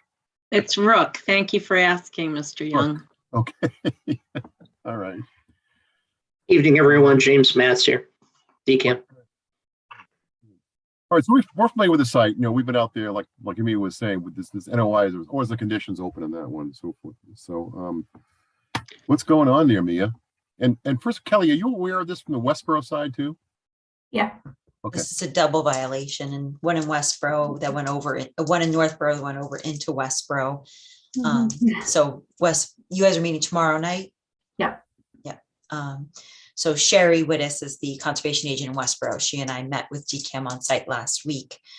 So the week of Thanksgiving, prior to the week of Thanksgiving, they were trying to release the pond that had been built up by beaver activity.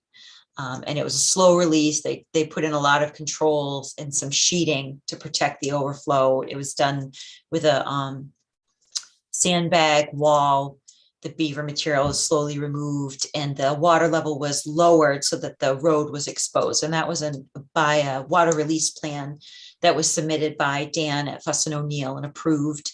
And then the next step was to, once the culvert was exposed, to evaluate the condition, because in the original order of conditions, it just says install erosion controls and inspect and maintain the culvert and restore its functionality.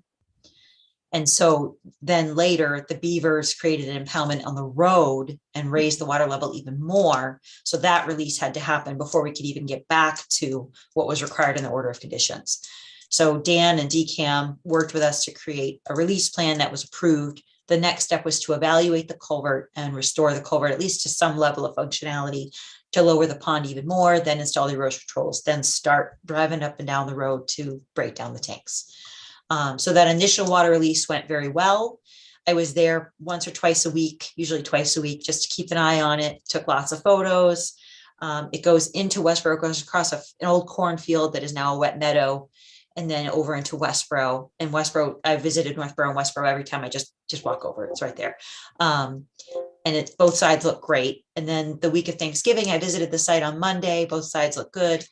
I usually visit the site on Thursdays. So I came back the following Thursday, about 10 days later, and the culvert had blown. They had stuck some wood and pipes in there to try to dislodge the material. The material was dislodged, and it was about 3 feet of standing water over 7 acres, just millions of gallons of water was blown through the culvert, scoured the wetlands, and there's deposits in the Northborough wetlands and the Westboro wetlands. And so I wrote a violation notice requiring an immediate site stabilization plan, an impact report, and a restoration plan. The site stabilization plan was due by tonight's meeting. We did meet in the field last week, and that stabilization plan has been put in place, which includes the scraping of some of the stockpiled beaver material so it doesn't further migrate, and then the installation of a turbidity curtain and some jute netting. So that initial part, the turbidity curtain, is already installed. That's been inspected.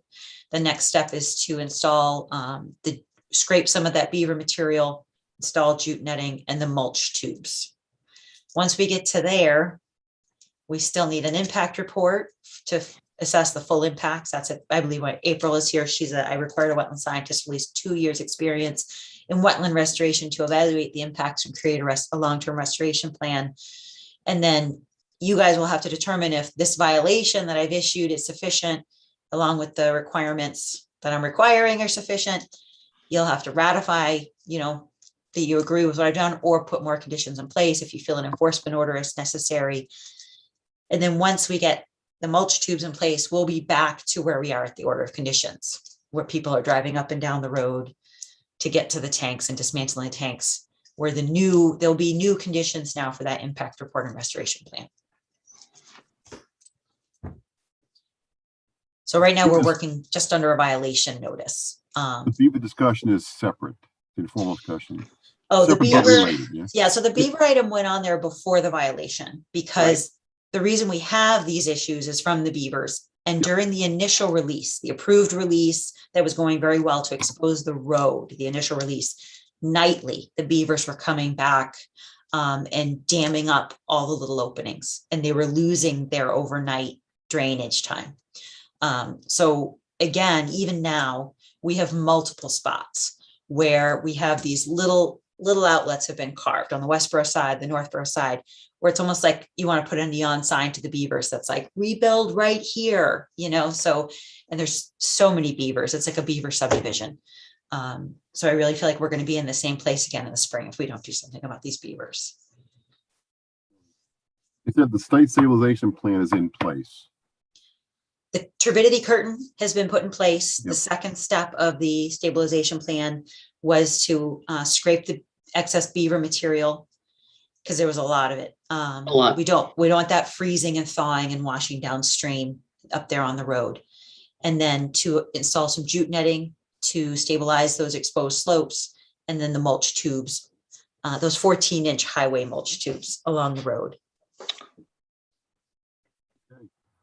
So I guess That's correct. Agree here. Question Thank is, where are we with those 4 items? So, beginning today, and our current report from the on-site contractor, between today and probably through early Wednesday, the Beaver Dam debris sediment that's on the road will have been removed. They did begin to install silt fencing on both sides to be fortified, if you will, with the 14-inch diameter filter socks. So that work should be done on or about Wednesday. And at that point, we'll call Mia to come out for the second site visit. That's the current schedule. Okay. All right. And what will that, presuming you get all those done, what will that leave to be done? Well, what that will leave to be done is the restoration that my understanding, and Mia, please jump in, is that at that point, in addition to the impact report, which will be submitted to Mia this Friday, the 17th, as agreed upon, in addition to that will be the restoration plan that will be forthcoming. Okay. Is that correct, Mia? Yeah, I do want to share some photos so you guys can see the extent of the damage. It's not a catastrophe. It's not No. Aaron Brockovich isn't coming. And me, if we want to get to, go ahead and show the pictures, but we also want to bring in April too, because she walked from the culvert all the way into the Westboro pump station. And I think it's important to get, that would be important tonight to get her input as well. Okay. Mhm. So you can see this was more of like a swampy wetland. These channels have been incised and we have some sediment deposits. You can kind of see more sediment deposit here. The channel goes to the right and to No, the left. left. Left, right there, yes. We've got deposits over here too. So it goes in both. This is the one to the left where it goes into the field. And then there's a channel all along the field into Westboro. Oh, that's just our new construction sign that's coming. Let me get another. I have more photos from the previous day.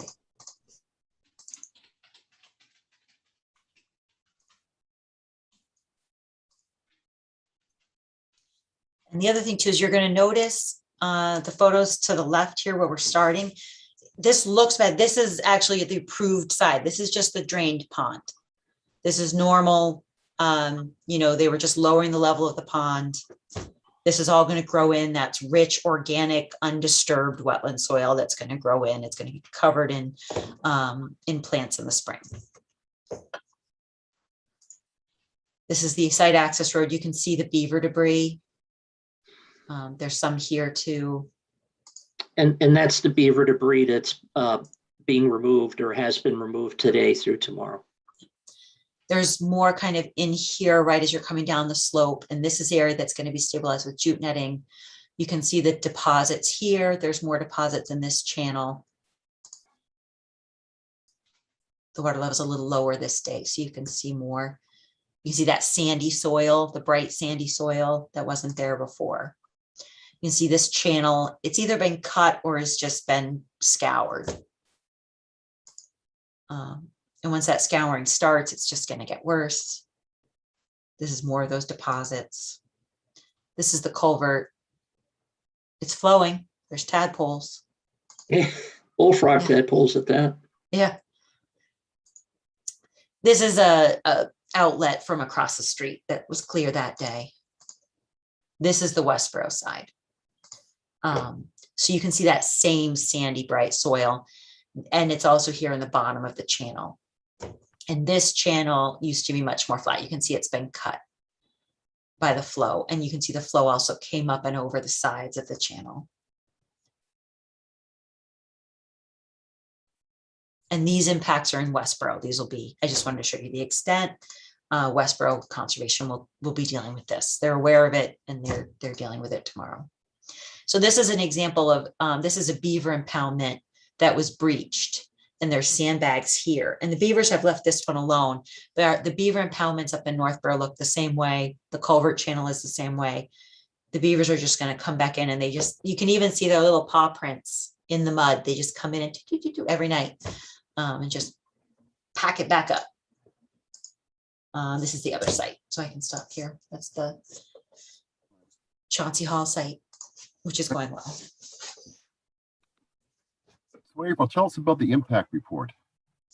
Sure.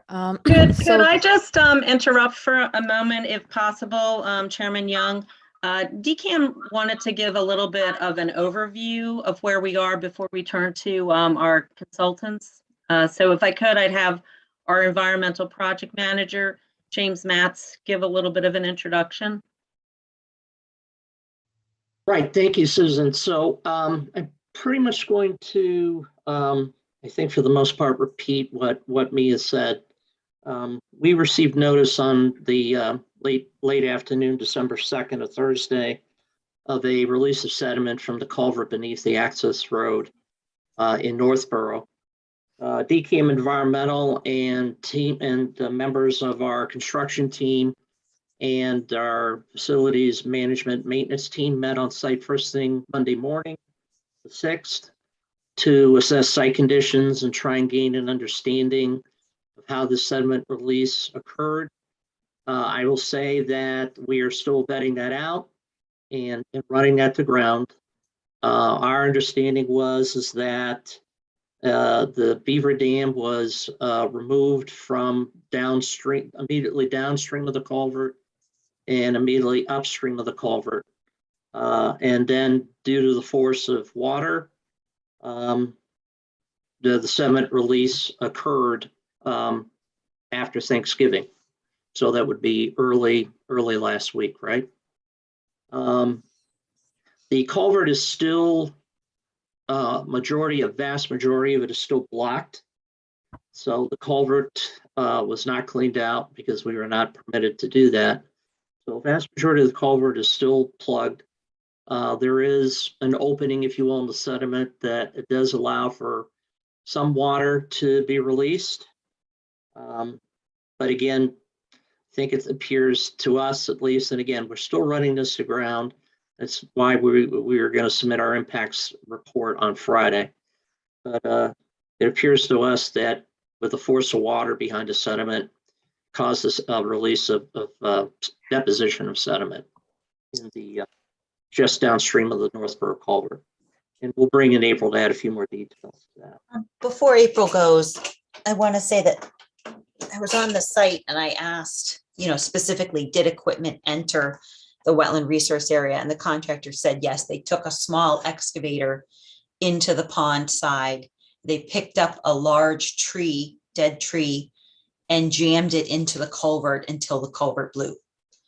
The tree broke in half. They picked up another one of the broken pieces and continued to jam it into the culvert and put it in there and wiggled it around with the excavator until it blew. And I said that was in complete, confrontation with what the water release plan had said. The water release plan said that the culvert would be evaluated and released slowly. And I also commented what a pity it was, since then they had taken such great care to release so slowly and carefully and put in such controls and protections to protect that area during the initial release. So Mia, that is actually, I want to be very clear, that is news to us. The contractor has not told us that. We were led to believe otherwise. So we take that very seriously. Well, DCAM was on site. James and Paul were on site and Jason were there when the contractor explained this to me, and April and Dan. I don't remember him. I certainly would have heard that. I don't remember him saying at the time, with the day when we met. He said it in response to you saying that it was the force of the water. He said, no, it wasn't the force of the water. It was me sticking the pole in there and wiggling it around. Okay. Well, I will just say, I was not there. We are not taking issue, but I can tell you that James did not hear that, or he would have reported it to me. So I'm sorry. It does appear there's a little communications gap. And obviously we take that very seriously. Our contractors are required to follow the contract, which requires them to follow all of the conditions. So you can trust that we will be dealing with that separately as a contract issue. But we take our environmental commitments extremely seriously. I joined DCAM about 2 years ago to serve as the Director of Environmental Services after there had been like a little bit of a lapse in DCAM really having a higher level person in charge. James was hired shortly before me. I'm shocked to hear that, and I am, frankly, outraged, and I'm sorry that somehow during the site visit it was not fully understood by DCAM staff. But now we better understand where you're coming from, and so I just wanted to address that this is the first that I'm hearing that the contractor deliberately did something in contravention of our contract and of the order. So with that, James, I'd turn it back if you have anything before handing it over to April as far as her impact reviewed to date. No, I don't think I have anything additional. We met on site on the Tuesday morning, the 7th, and we laid out the stabilization plan that was put in the writing that was submitted on the 9th, and Mia approved it. Went to the site on Friday the 10th to observe the silk curtain had been installed and to take a look at that and give approval for that, and then release the stop work order. So that's where we are up to date currently this evening. So I would like to turn it over to April. If someone could share, allow April to share her screen, because we have a plan and we want to put up and then have April walk us through what she saw when she walked from the culvert all the way to the Westboro pump station. Thanks, James. I see my access to share my screen, Okay. so I will just do that right now. Do you see my screen? Yes. And Mia, you gave a good overview of what happened on site with your photos and the descriptions. I saw the same things.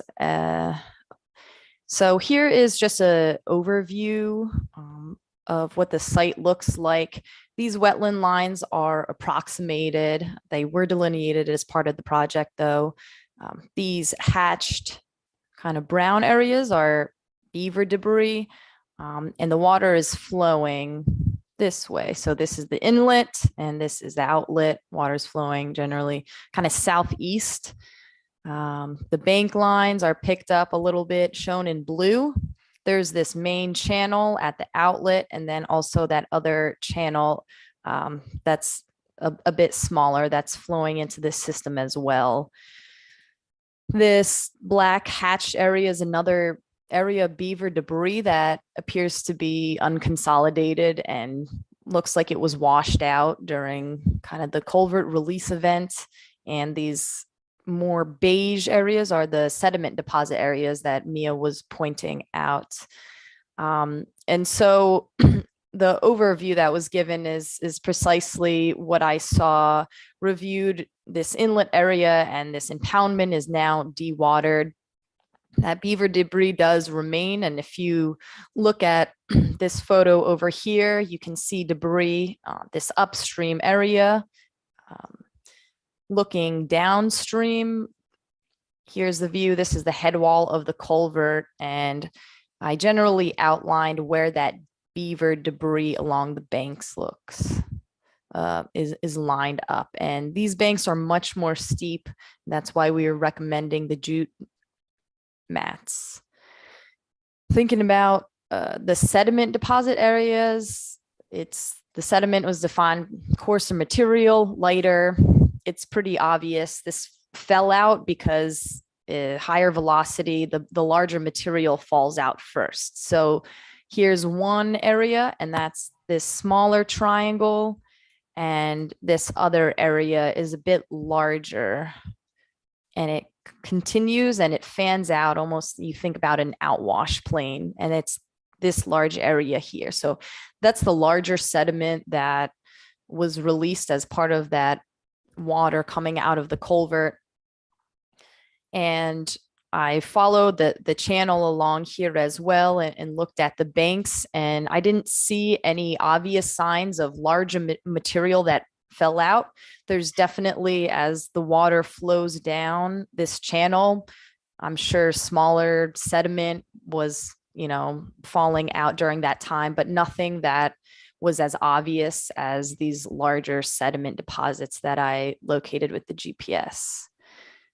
Here's a zoomed in photo of that beaver debris outwash that I was talking about. It's less consolidated, and it's right next to the sediment deposit area and next to that smaller channel area. So as it lost momentum, it just fell out in that area, and it's maybe a foot or so deep.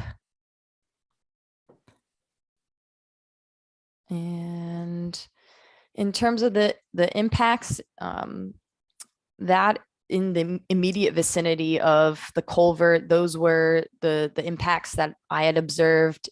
This photo over here is another shot just looking at the culvert inlet, and you can get a better idea of how steep the banks are. This is just all beaver debris. It's boulders, large woody debris, smaller woody debris, and mud that was packed. Are there any questions? Not for me. Pretty concise.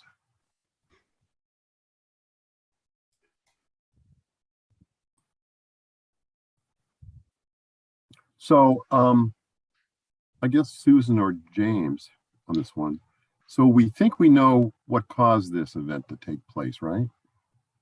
Whether it's a renegade contractor, or it's a bunch of beavers working in cohorts with the contractor.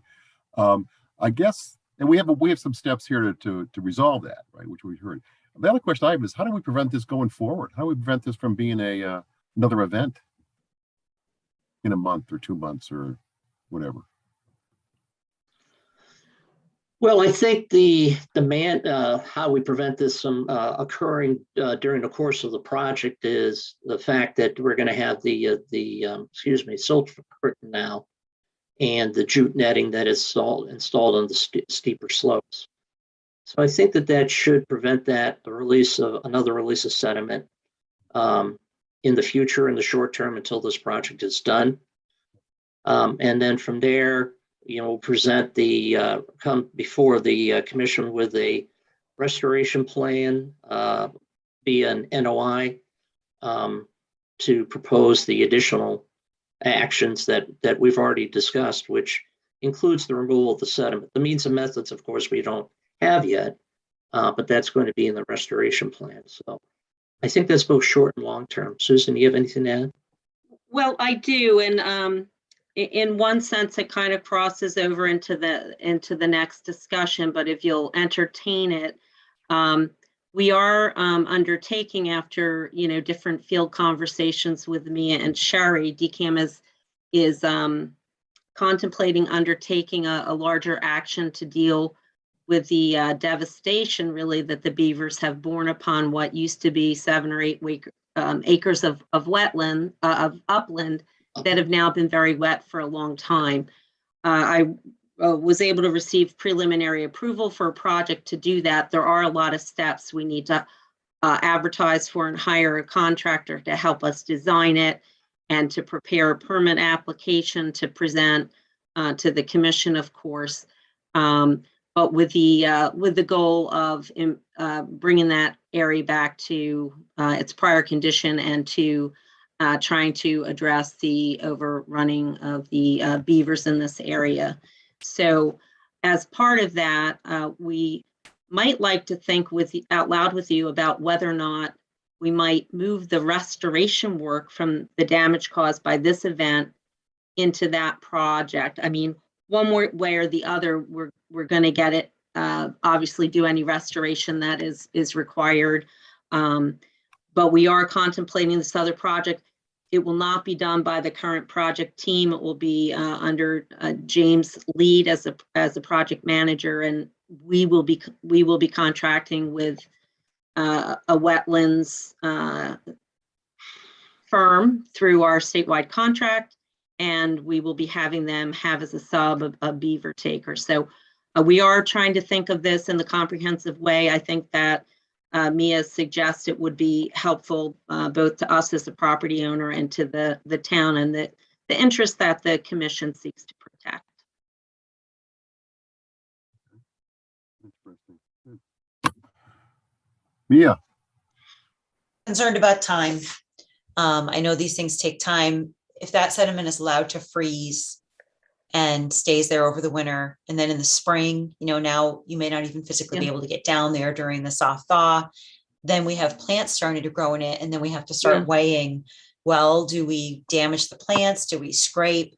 I really think that sediment needs to come out this season. We agree. And I'm sorry if I suggest otherwise. I meant really the longer term restoration plan, which I think your prior communication had indicated should wait planting a little bit later. Planting should wait. Nothing will grow right now. But there's also the question of under what permit shall we work? So right now there's nothing in place. We have the stabilization plan in writing and approved for the installation of the curtain, mulch tubes, and jute netting. But we have nothing in place requiring a restoration plan. So I would like to either, I know state agencies are not fond of enforcement orders, but an enforcement order does really clarify the commission's position of exactly what you want, that you require a restoration plan, or you can just write a letter saying that you require a amended notice of intent for the restoration work, and you need it by a certain date. I'd like the commission to consider the beaver removal. I know if this was a private agency, I know, for example, like CSX appreciates an enforcement order. I don't know if they'd say they would appreciate it, but an enforcement order is the tool they need to go to their funding office and say, the Northborough Conservation Commission has issued an enforcement order for the removal of beavers, and then it is funded and the beavers are removed.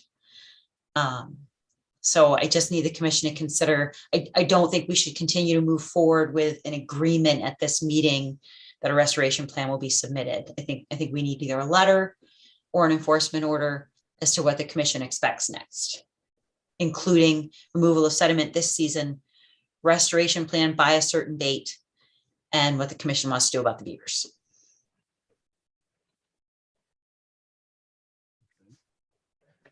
Well, if I may, okay, I'm sorry, Greg, go ahead. Just one second, James. But so we have the site stabilization plan, which includes, several steps. Some are taking place, some are scheduled to take place. That is already in place and happening. It's happening right now. That's coming underneath the the existing project as a remediation item on that. Yeah, because the site needs to be stabilized immediately. All that's going to take place, the scraping, the jute mats, the mulch tubing, all that's going to happen. Yep, that gets you almost back to where the order was, except for the restoration and beaver removal. I'm sorry, James, go ahead. Well, we don't need DCAM does not require an enforcement order to fund a project. We believe that it would be appropriate for the commission to issue in writing a request for an amended order that would include or consist of the removal of sediment this season, a date for submittal of a restoration plan that would include the removal of the beavers. DCAM believes that this could be managed under an amended NOI. So if I could just elaborate on that, though, the amended order would be the order for the demo project. And what we're suggesting, and I think that perhaps in whatever format the commissioners decide is appropriate, to say that an restoration plan is required by X date, but to give the flexibility to DCAM whether we want to have that as part of the current project or whether we want to file a new NOI before that time that would include it. I don't know if you can afford to allow us that flexibility. But I will tell you that I presented this matter and received approval for the project and for funding this morning. There's just steps that we have to take then to get that in place. And we agree with Mia, the faster we can move, the better. And that is our aim, to shorten, any timelines that we can shorten, we will do so. But we do recognize there's not something that we can do, next week, but we're going to be expediting and moving as quickly as possible. So if that's helpful. Yeah, what kind of timeline are you thinking about? I'd like the sediment removed next week. I'd like the immediate removal of the sediment. We know where it is. April got down there and walked the whole channel.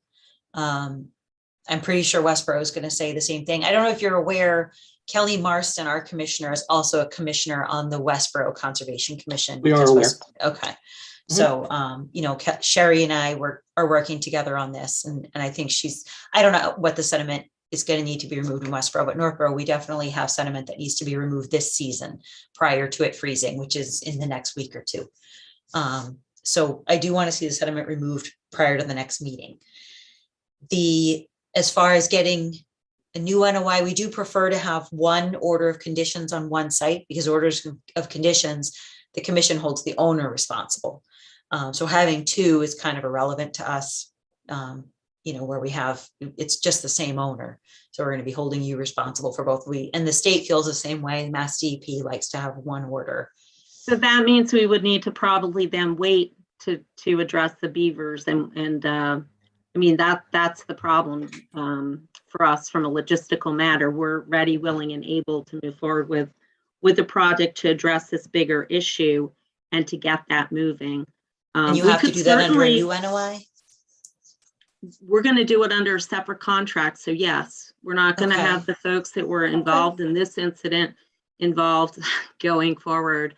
So we're going to have a separate contract. It's not going to be done through part of the demolition project. So, that's just logistical for us. And what we could do is to get the design done and bring the NOI to the commission, and wait till that project is done to kind of pull the trigger.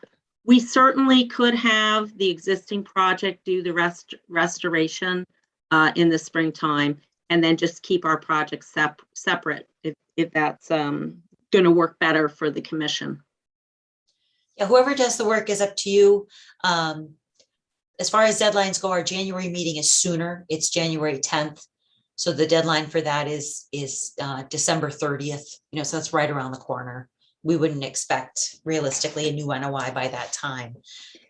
So I would like to see. We couldn't do that by that time. No, we got to get a contract and designer on board. But if we break out the three items are sediment removal, restoration as in replanting, any regrading and replanting.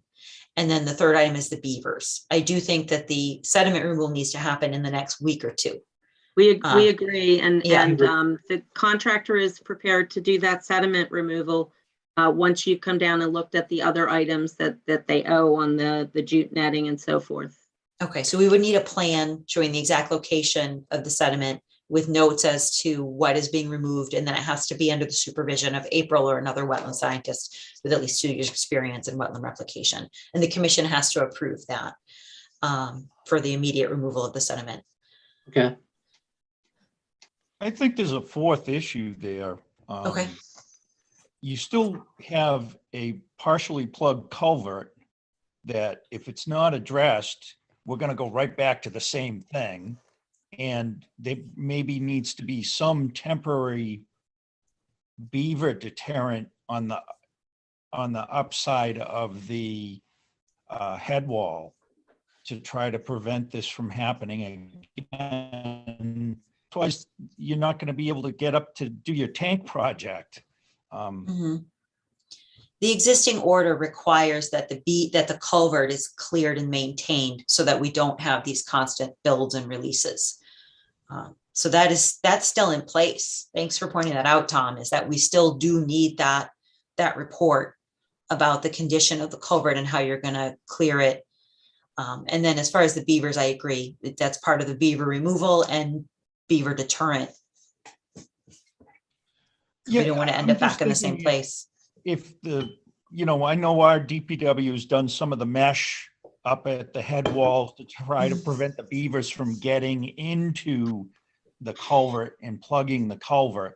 They're still going to plug the mesh, but at least it's not inside of the culvert. And that might be part of the short term so that the culvert can be maintained and it doesn't flood the whole area again. It's an open bottom box culvert.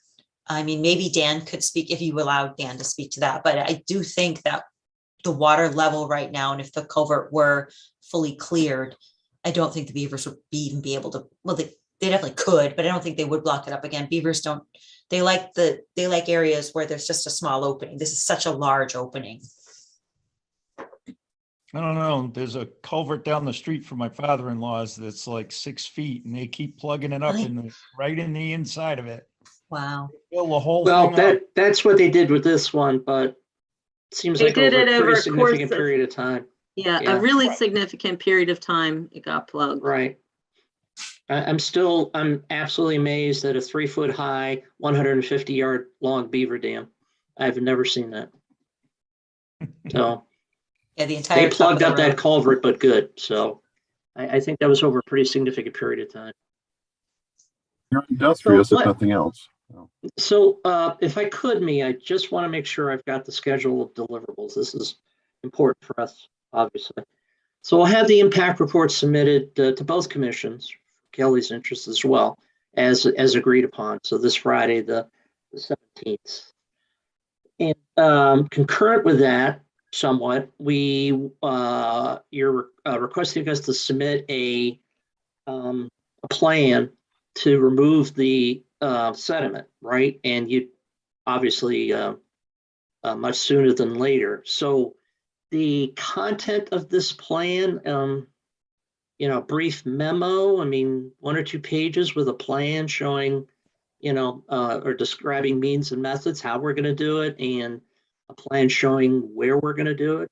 Yes, Something yeah, like because we that? don't want an excavator driving down there Right. and Well, digging, no, it's going so to either exactly be, what you're using. yeah, it's either going to be the handwork and/or other means that we discussed in the field previously. They discussed possibly using a vac truck. Vac parked up on the door, road. yeah, it's a vac door. It's a huge wet dry vac, and it'll with the hand shovel there, the shovels, it just sucks it right up the hose. So we can do that. The vehicle's parked on the access road. So, and that kind of cuts down more on the back and forth and the trampling in and out. And if you want to address the culvert, if you have that vac truck out there, you have a curtain in place. And you want to get Dan probably to comment on that is because I know you've got a metal sheet over the top. I don't want your equipment falling through a hole. Well, we won't be having the vac door parked over. I don't want to get into a whole lot of the nitty gritty details. We won't have that vac door parked over that ramp. But if you wanted to clean the culvert out at the same time, that could be Right. included in there. But it's a good sized diameter hose with a lot of force, suction force. And we can actually, with a poker, loosen it up and suck that right up the hose as well. Yeah. But let us put some thought into it, because as you know, that material is submerged. Now this is a wet dry back, but let us put a little bit more thought into that before, I get too committal here. But it's kind of like, You're talking the plan, James? The plan? I'm sorry? You're talking, put some thought into the plan? Into the sediment removal plan, yes. Right. So when can you get that done? Can you get that done by the 17th? Concurrent with the impact report? I think we need it done by then because we Okay. need to get the sediment removed the following week. Okay. We're talking 2 or 3 pages here. We're not talking the gospel. Okay. Well, that's why I was asking. Yeah. Here's what we're gonna do, how we're gonna do it, and bing, bing, bing, bing. Yeah. Susan, are we good with the 17th for both plans? I'm sorry, Dan, go ahead. 17th for both plans, and I know that Mia had made something earlier that she wanted the sediment removed before the next meeting. Right. The next Agreed. meeting Yes. is January 10th. We can certainly have a plan for picking up those areas of sediment.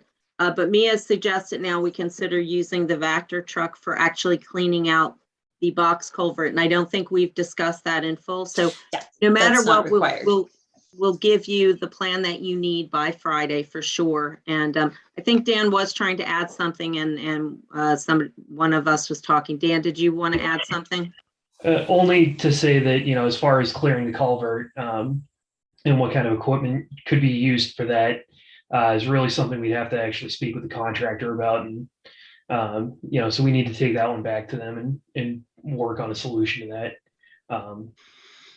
But, you know, can certainly say that, you know, cleaning up the downstream deposits can be done as handwork if nothing else. So, you know, there can be 2 tracks there, but we're going to need to confirm with them exactly how they want to proceed.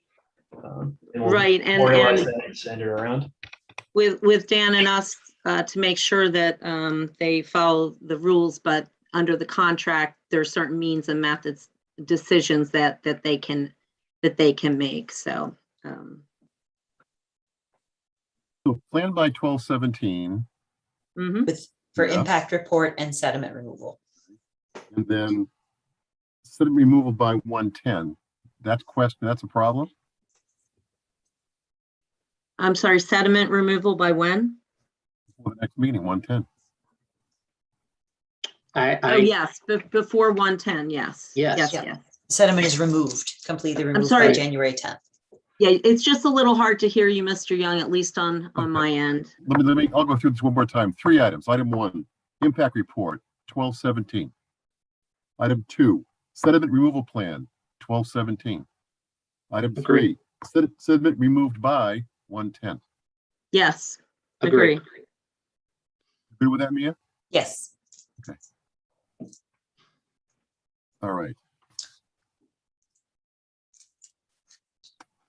Then we have the discussion, I guess, around the beaver removal and the culvert report. Is that different? The culvert report's different, right? The culvert is in the existing order. And the What's in the existing order existing order? requires, so we have something in writing requiring already, That's done. an assessment of the culvert and a plant, they can continue with that work. It's the replanting in the spring and the beavers. We need a This one timeline and a method. where the state would like to have a new NOI, you're looking at an amended NOI. Yeah, I think either or one's vice fine. versa. Yeah, at Mass DP and us, we usually prefer to do everything under one order, but we have sites with two orders. Yeah, and honestly, and I think I'm not saying anything anyone doesn't know, but under the state statutes and rules, there's no requirement that DCAM remove the beavers. It really is a separate project that we are planning to undertake after different discussions with Mia and Sherry and internally, that it is a good move for us to make. It's really not part of this demolition project where demolition contractors were hired to take down the building. So we are going to be doing that separately under, a separate project number and separate funding and separate contractor to design and oversee it. Separate NOI. So, certainly, if you want to keep the limited restoration that needs to be done, I'm not saying the restoration of these particular issues, we could keep them under the existing OOC if you have a preference for that. We were thinking because the contractor may be done its demolition work that it might make sense for us to carry that over, but it's up to you how you want to structure that. I'm okay with doing a separate NOI if that works, better for DCAM. And it's a separate contractor. I don't see any reason why we can't do a separate one going forward.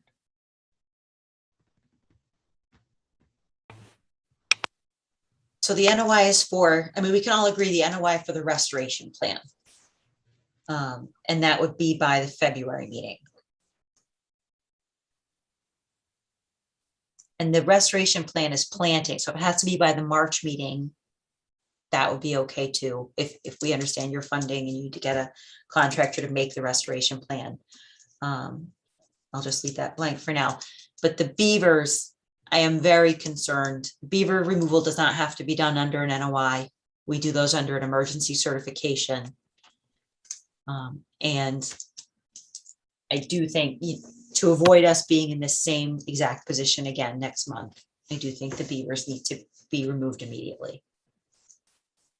This is causing damage. So the beaver activity has caused there was a human element in there too. But it did cause damage to the wetlands.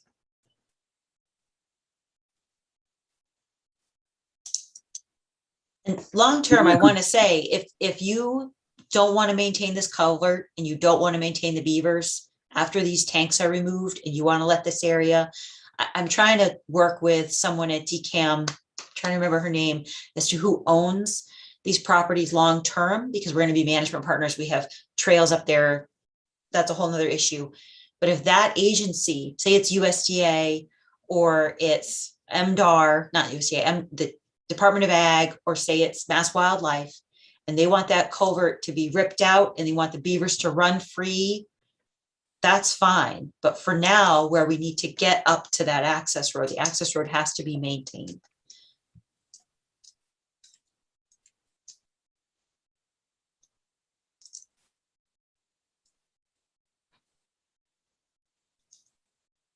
So, I'm a little, some of the things you're saying are making me have questions. I think that our plan is to engage a consultant, including wetland expertise, because we think it's relevant to the removal of the beavers, as well as the sort of the overall restoration of that upland area. So, that's how we're currently planning to proceed. What's That's the what we're thinking timeline for about. that? What's the timeline for that? Well, I can't give you a tight timeline right now, but we have to do competitive bidding, which will take a couple of weeks. We then have to do contracting, which takes a little bit of time to get the bonds and different things back and forth. So we're going to be trying to expedite that as quickly as we can, but it will take a little bit of time. Susan, more or less than 4 months? I think it'll take us probably about 6 to 8 weeks to get a contract. I'm sorry, to get that. So a couple of weeks for a couple, maybe 3 weeks, and it's a holiday time to get the advertising out. And then we have to look at, the responses. So maybe a week or two to pick one of the contractors, and then try to get it going as soon as thereafter. But the going then is the coming up with the design and preparing, the different applications and NOI, as well as the beaver taking permits. So I would think, I don't know, James or Dan, if you have any thoughts, but I would, when you say within 4 months, do you mean to have all the beavers gone? No, I'm saying plus or minus. Which side of 4 months would it be delivered to? Less than 4 months or more than 4 months? Do you mean the NOI or the end product of the beavers being fully addressed and the restoration work that we want to do on the property done? I would say that we're actually moving forward with the implementation. I think we would be starting to have the consultant move forward within 6 to 8 weeks. That would be our goal. And then the work to go on after that. I mean, I got approval for the project this morning, where it's sort of very much in internal design to get the pieces going. And I would like to be able to give you a more specific timeline, but the timeline itself is under development. James, any thoughts? Because you've done a lot of this contracting before.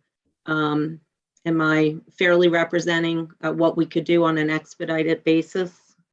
I think so. I mean, the schedule that Susan's representing is really the best we can do It really is. And that's really push, push, push, push. So I think the schedule she's presenting, I agree with. Who's going to keep the beavers from blocking up the road this week? The The demolition same- contractor owns that road for the remainder of the project, Okay. and just so that everyone's aware of timelines. The contract, there's been an extension to it, but the original substantial completion was sometime in March, so they own the road through, I think with the time extension that we've given them thus far, they own the road through, I think, mid-April. So, if nothing else, demolition of the water tanks themselves is probably 4 to 6 weeks away, just because they have to, do some site preparation up there, get their building permits. The state building official that's going to sign off on this is gone basically through the end of the year. So it's probably January before they're even doing anything up on the hill anyway. And they own, they're going to be using that road actively through that course of Yeah. time. So That fits with the original timeline. We love the frozen road. That's what we were hoping for. But in the meantime, like, is somebody going out there and as the beavers are patching up the holes, is someone opening those holes again almost on a daily basis? they're still working to get, the erosion controls back out and things like that. So they have parts of the crew, whether it's the demolition contractor or some of their subcontractors, running, going through that area on a daily basis and checking it out and making sure that everything's maintained in a usable condition and keeping eyes on the turbidity curtain and everything else. Okay. And we've made that expectation clear with them that, they need to maintain this. And we will review that with them again tomorrow, but it's our DCAM's expectation and understanding that that's being kept clear. And we do have a resident engineer on site, and we will ask him for daily confirmation that the contractor's doing that. As well, of course, of Fuss and O'Neill on their frequent visits to the site. Because if the culvert gets blocked and it starts to fill again, we don't want people to say, oh, I don't know who's responsible. We want to keep Right. that culvert clear. We want to keep the levels down, and we don't want to have to organize another release. Agree.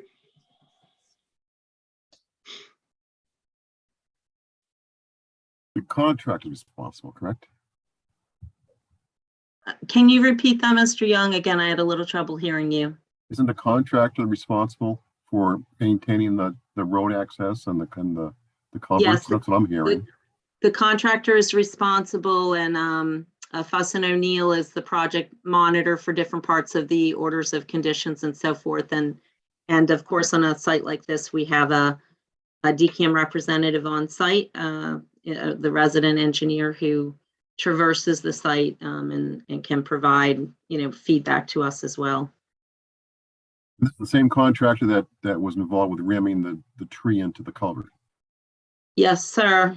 It But also the certainly same is. contractor that did a really nice job on the initial release. So, I mean, he's going to be managed. That's all. That's your role, I think, right? I mean, he's going to be managed. there was some Correct. breakdown in communication because, I went out Fine, and I right, that's said, history now, so why now was it's a this matter of Going done? forward. Yeah, I said, I don't understand why I didn't get the culvert plan. And they said, what culvert plan? I said, the one that was supposed, like DCAM and Fuss and O'Neill knew that a culvert plan was coming, but the contractor didn't seem to know that a culvert plan was coming. And so I think they thought, I don't know. I don't know what they Yeah, thought. I, but- I will tell you, we have 2.5-hour project meetings on this every Monday. And I can tell you things were communicated. And I guess this is a communications breakdown, right? I don't think there was lack of communication from us and from Fuss and O'Neill to the contractor about what has to be done and in what order. I'm a little speechless, so I'll stop. Well, stuff happens, right? So now it's a matter of not letting it happen again. So Agree. here we go. we have some dates, right? We talked about those dates around what we know about, which is the impact report, the sediment removal plan, and the sediment removed by 110. We have those dates in there. We need some discussions around what's the deliverable for the I'll call it the Beaver plan. Okay, what's the plan for the, what's the date? Will we see that? Would that be January too aggressive? Sounds like it might be. February reasonable? You said the Beaver plan is going to be part of the new NOI? I don't have a preference. I just want to see Yeah. it moving. I don't care Beavers, if it's NOI yeah. or a matchbook cover or what. Let's just do it. Let's move Yeah. forward. Beavers don't have to be part of an NOI. The planting plan should be part of either an amended order or an NOI. I think, based in part on what I'm hearing tonight, it might make sense to have the replanting as part of an amended order of conditions, if that's the way the commission wants to go as part of this existing project, the demo project. And that will do the separate project as the beaver removal. As I've said, that's going to be a separate project and contract. So we were thinking there might be a benefit to moving the restoration over to our project, but why don't we just let it be where it is, which is under the existing NOI? I think that'll be more simple for implementation.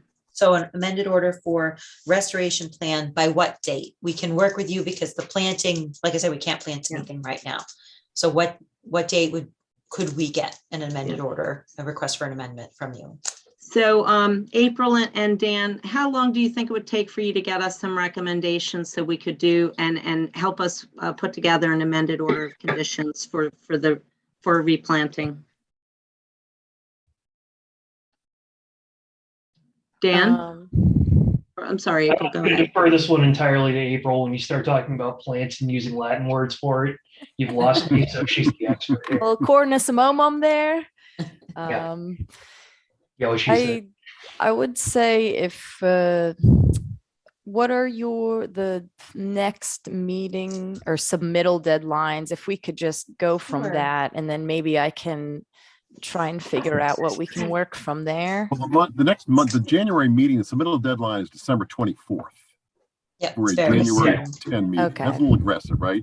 Yes. The February meeting is on the 14th of February. So the And the deadline's deadline for January submittal- 28th. 28th of January.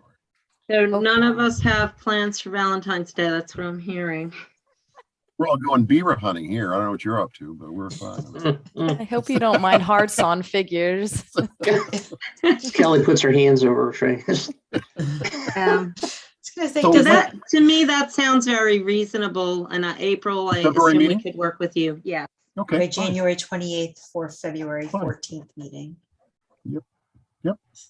And Kelly is letting us know that she has to leave in a few minutes. In the meeting, we won't be able to. We're close. Kelly, we're close to wrap it up here. So, but you go when you got to go. So, I have Okay. to go out to dance. I gotta go pick up my daughter. Okay. So an amended order for restoration plan by January 28th for the February 14th meeting. And then the beavers, what's the time for that? I would suggest that we could come back at the January meeting for the Okay. meeting portion. So a And give discussion you on an January. update with tighter dates, or we could communicate them in the meantime as we're developing them. What would be your preference? They come back to the January 10th meeting. That's Does fine. that sound okay? Okay, Yep. Yep, that's reasonable. I'll put that on the agenda. Thank you. If Okay. nothing else, it sounds like we're going to have to at least be able to show at the January hearing that we've removed all the sediment anyway, so Mhm. we'll have other things to be reporting. Yep, Yes, correct. Yep, good and that point. we're So, keeping it clear. okay. Great. All right. Well, thank you, folks. Thank you. No, thank you. Have a Really. great holiday. Thanks for Yeah. working with us. Continue working with us, and we'll be, Mhm. I guess we'll be friends here for a few months down the road here. So it's Yeah. fine. Oh, we really appreciate it. And Mia's been great. Mia, thank you very much. Thank you for I mean, being you so just- responsive. You just seem to go out to the site at our request at a drop of a hat. It's a I'm sure you beautiful have plenty on area. your plate. Yeah. Well, regardless, I'm sure you have plenty on the plate like all of us, and we do appreciate you like coming out to see us on an hour's notice, it seems like. So we appreciate that. Anytime. Good deal. Thanks, folks. Thank Thank you. you. Have a good Happy night. holidays. You Happy bet. holidays. Thank Stay you well. very much. All right.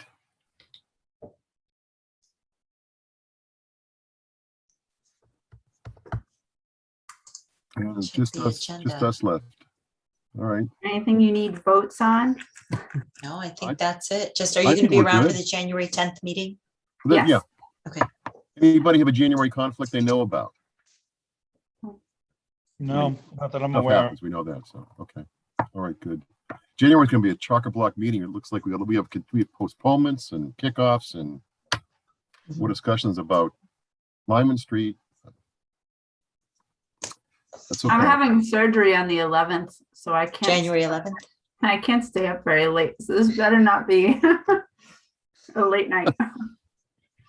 Yeah, I went to a Valentine's Day meeting in Paxton, and we meet at the senior center in the lunchroom, and they had decorated for Valentine's Day. It was over the top, like glitter and tinsel and things hanging everywhere. And we had to like sit at one of these tables and like move the silverware out of the way. And oh, we had Yeah. like red and white glitter stuck to our arms. Oh, they're ragers on Valentine's Day. Yeah. They are. The chocolate's Westboro, flowing. We From do 11 we to meet at the 1. senior center too, so. From 11 Westboro. a.m. to 1 p.m. It's a rager. All right. Anybody have anything critical they want to bring up before we break? No. No? Mm-mm. Okay. Sounds Mia? like we need a motion. Sounds like a motion to me. Second, Who made the motion? Was it Tom or Todd? Tom made it and Kelly seconded it, and we'll vote it. Tom Beals, Yes. Todd Helwig, Yes. Kelly Marston. yes. I vote yes. All right. Thank you, Jim DeGiulio. Thank Merry you, Jim. Christmas, happy holidays, safe travels if you're traveling anywhere. Stay well. Yeah, If you see a beaver in the road on Lyman Street, swerve to hit it.